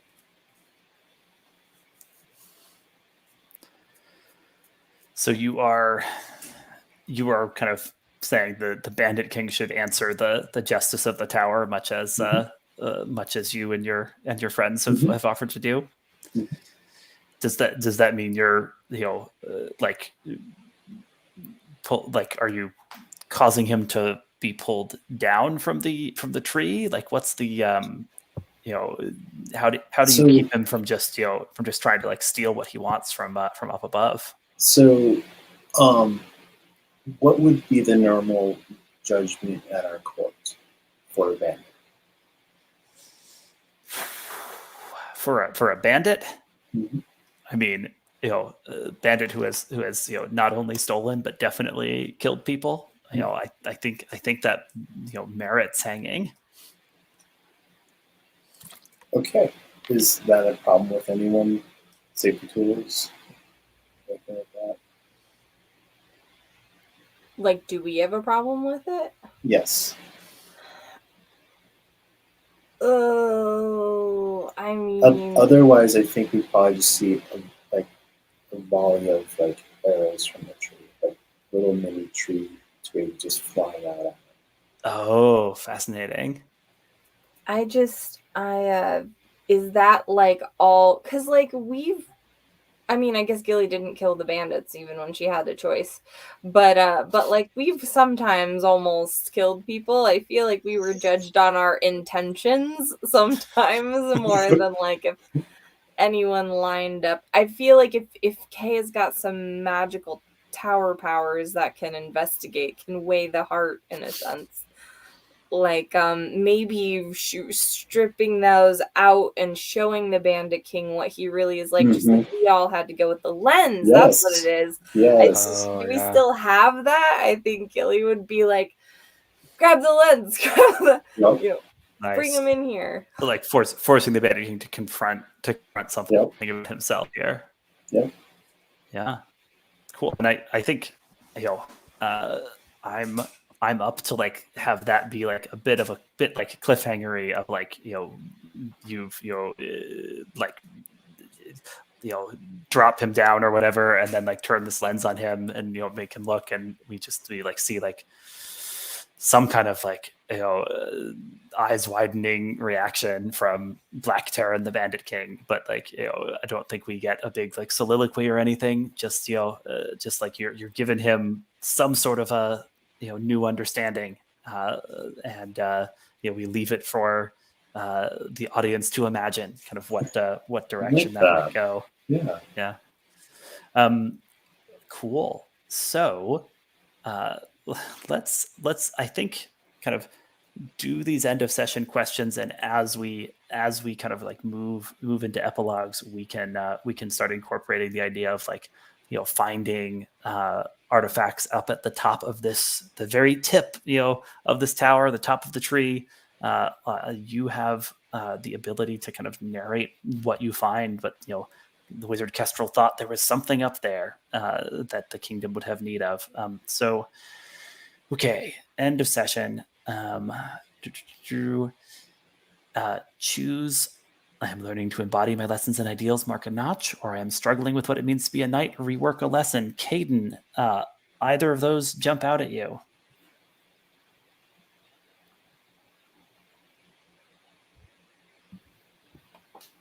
I think Caedun's still struggling. Mm-hmm. Because he's had the faith issues and stuff like that. So I think he's as a part of this, he's not going to be affirmed. I think he's going to basically have to rethink one of his lessons. Yeah. What are you rewriting? I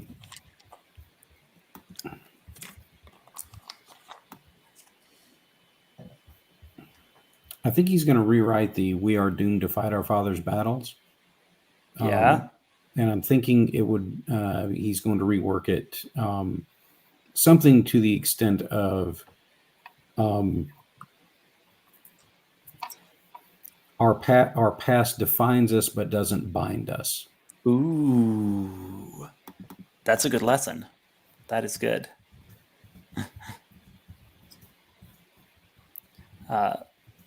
And yeah, I can see what you mean about Caedun maybe struggling. If we had you roll that rallying oration kind of aftermath move, you'd be rolling at +4. Oh yeah, he'd totally be eating like probably at least at bare minimum 2 more conditions, I think. Plausibly, yeah. So And the other, I think the other, yeah, I think at least a couple of times we had that specifically happen. So that would be one notch there. One notch there, absolutely.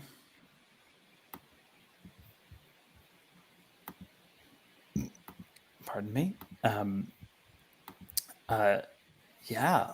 Should we roll your epilogue move at this point?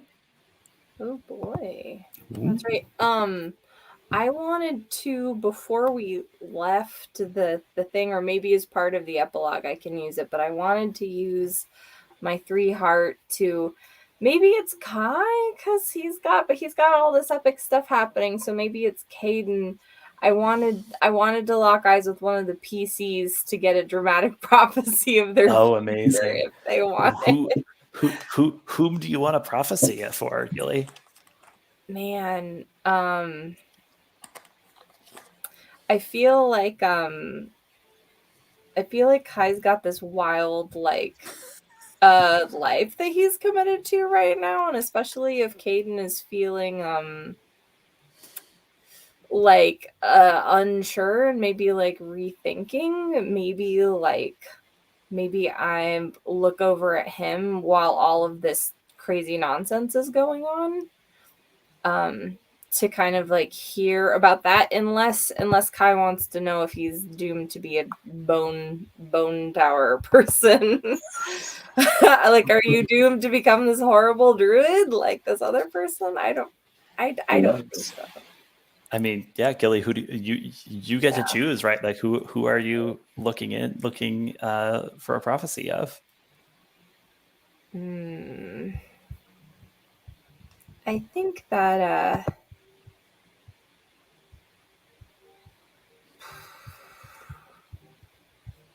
yeah, let's see if I think that I want to see just how deep this stuff is that happens to Kay, especially because it's a mantle of incredible power. Now you're part of the Tower Perilous, maybe. Are you stuck here? I don't know. Exactly. Yeah, maybe it's eternal life. Yeah, maybe are you frozen in this spot? I think Caedun and I will make it out kind of okay, but do you be a knight? Do you want to be a knight? Interesting. Yeah. So you want to know a little about what will become of Kai after he pledged fealty to the tower. Yeah, or maybe it's a prophecy of if he doesn't want this power, how it can be taken off of him if he doesn't want it forever, or is there some magical info about this tower that we see? Yeah, I think you look at you stare into Kai's eyes and you get this vision of Kai as a much older man, sitting on this this island at the top of the tower, hair gray, kind of with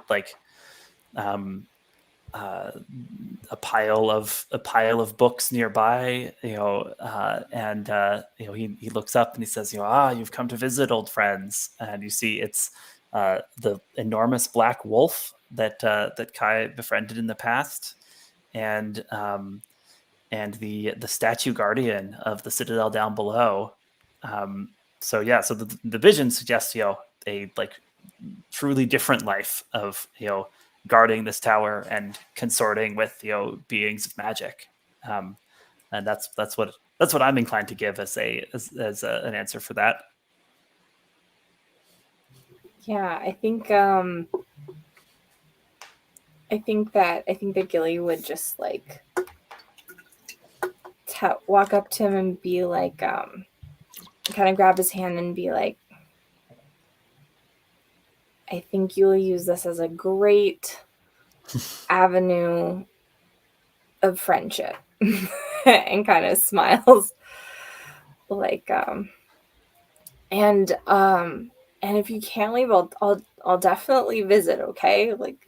I'll definitely allow, you don't you'll make it easier for us to get up, right?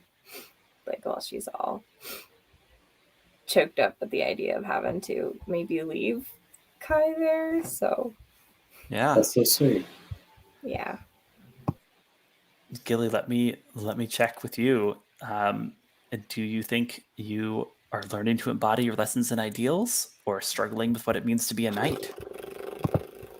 Well, I think that even if knowledge, all knowledge, even if it's misfortune, is a priceless gift, I think it's I think I would rewrite that to be like knowledge of your friends and companions is the most valuable of all, or something like that. Not knowledge of those you're with.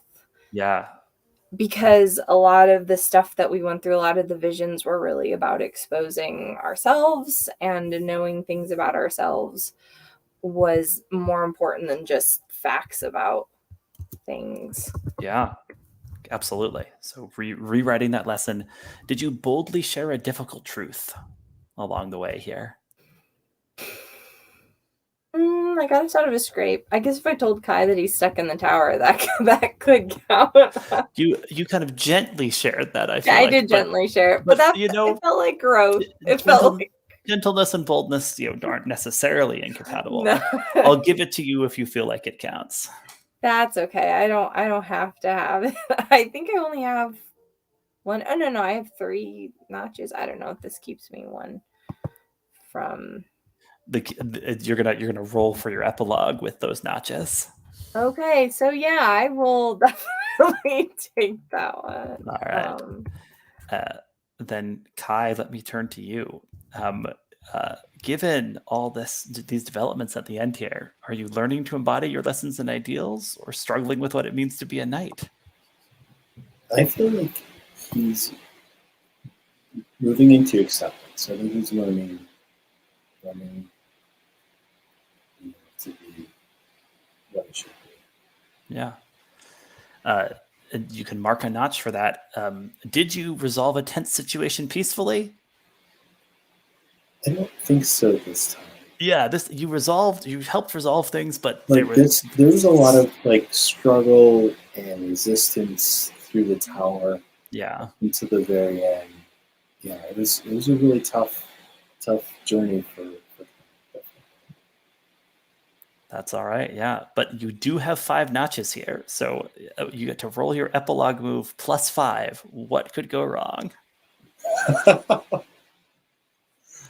All right, so just roll 2d6. Roll 2d6 plus notches. All right. Let's see how this goes.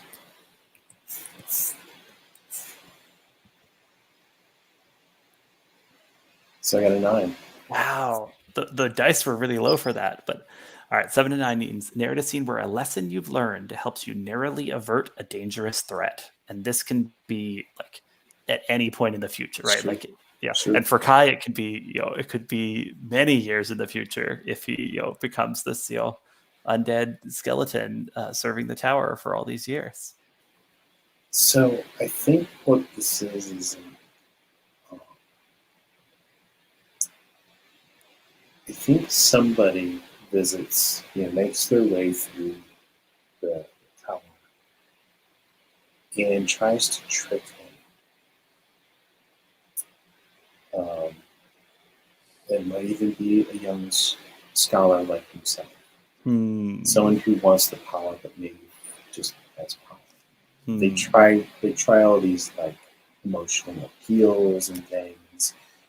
And I feel like with me rewriting that one lesson from not everything can be befriended to everything is connected, and never underestimate Vernon and other lessons, right? Right. I start to pull apart his intentions, and then end up avoiding being replaced and put him in one of those cells that we saw before, where the light was shined on.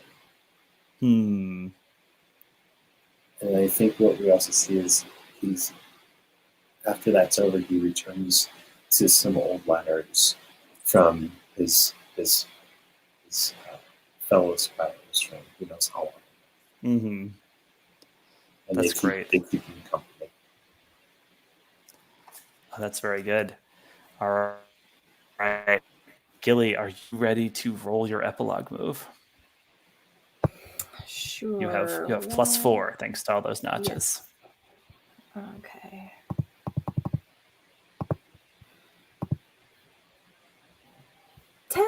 Exactly. Wow, all right. Narrate a scene where a lesson you learned helps you to exemplify knighthood and inspire others.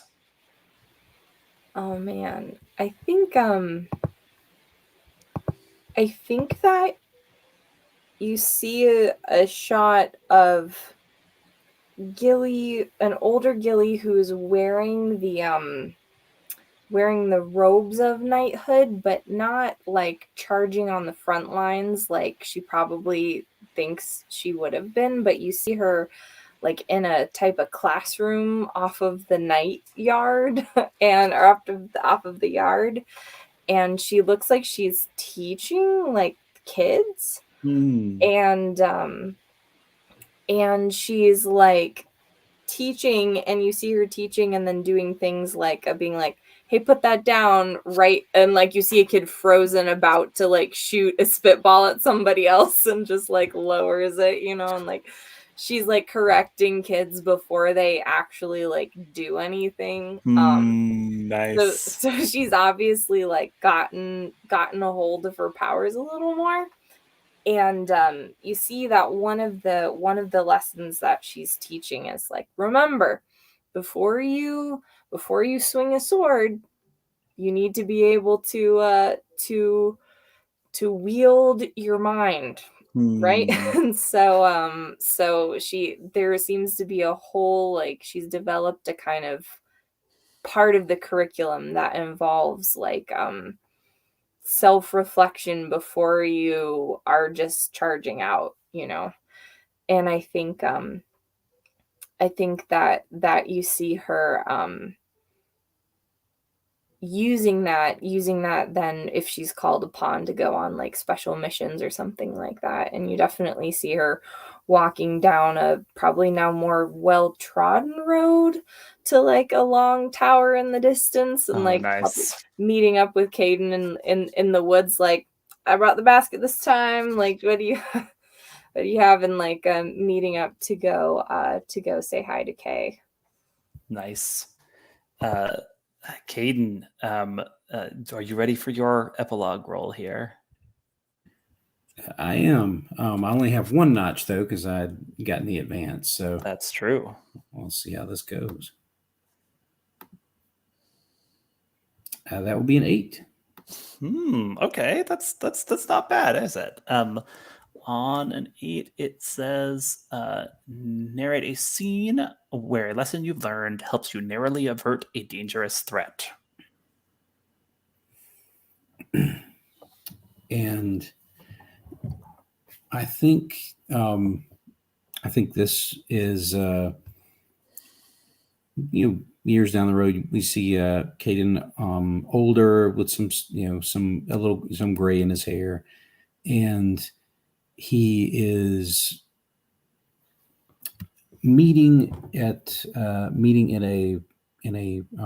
a field between it looks like between two hosts, and he's speaking with both leaders from both of the hosts. One of them is a foreign host that is carrying the banner of Saint Thessa, and the other is from King Hadithar's court. And he is basically walking them into a peace treaty, as he takes to heart his lesson that the past may define us, but it will not bind us. Nice. That's very good. Yeah, and perhaps remaining mysterious, the artifacts that were brought down from the Tower Perilous to at the end of this whole quest. Maybe there's like one last image of the wizard Kestrel, when he like received these artifacts from you, and like he places them on the shelf in his like wizarding workshop, right? And he kind of nods and says, well, it seems you found exactly what you needed in the Tower Perilous. And some ambiguity if the artifacts were the point after all, or if it was the lessons you learned along the way that was the most important thing. But this has been Vow of the Knight-Aspirants. Thank you for playing, and anyone who watched, thank you for watching. You can learn more about this game as I continue to develop it at the link I will have posted below the video. But until next time, stay safe out there, everybody. Good night.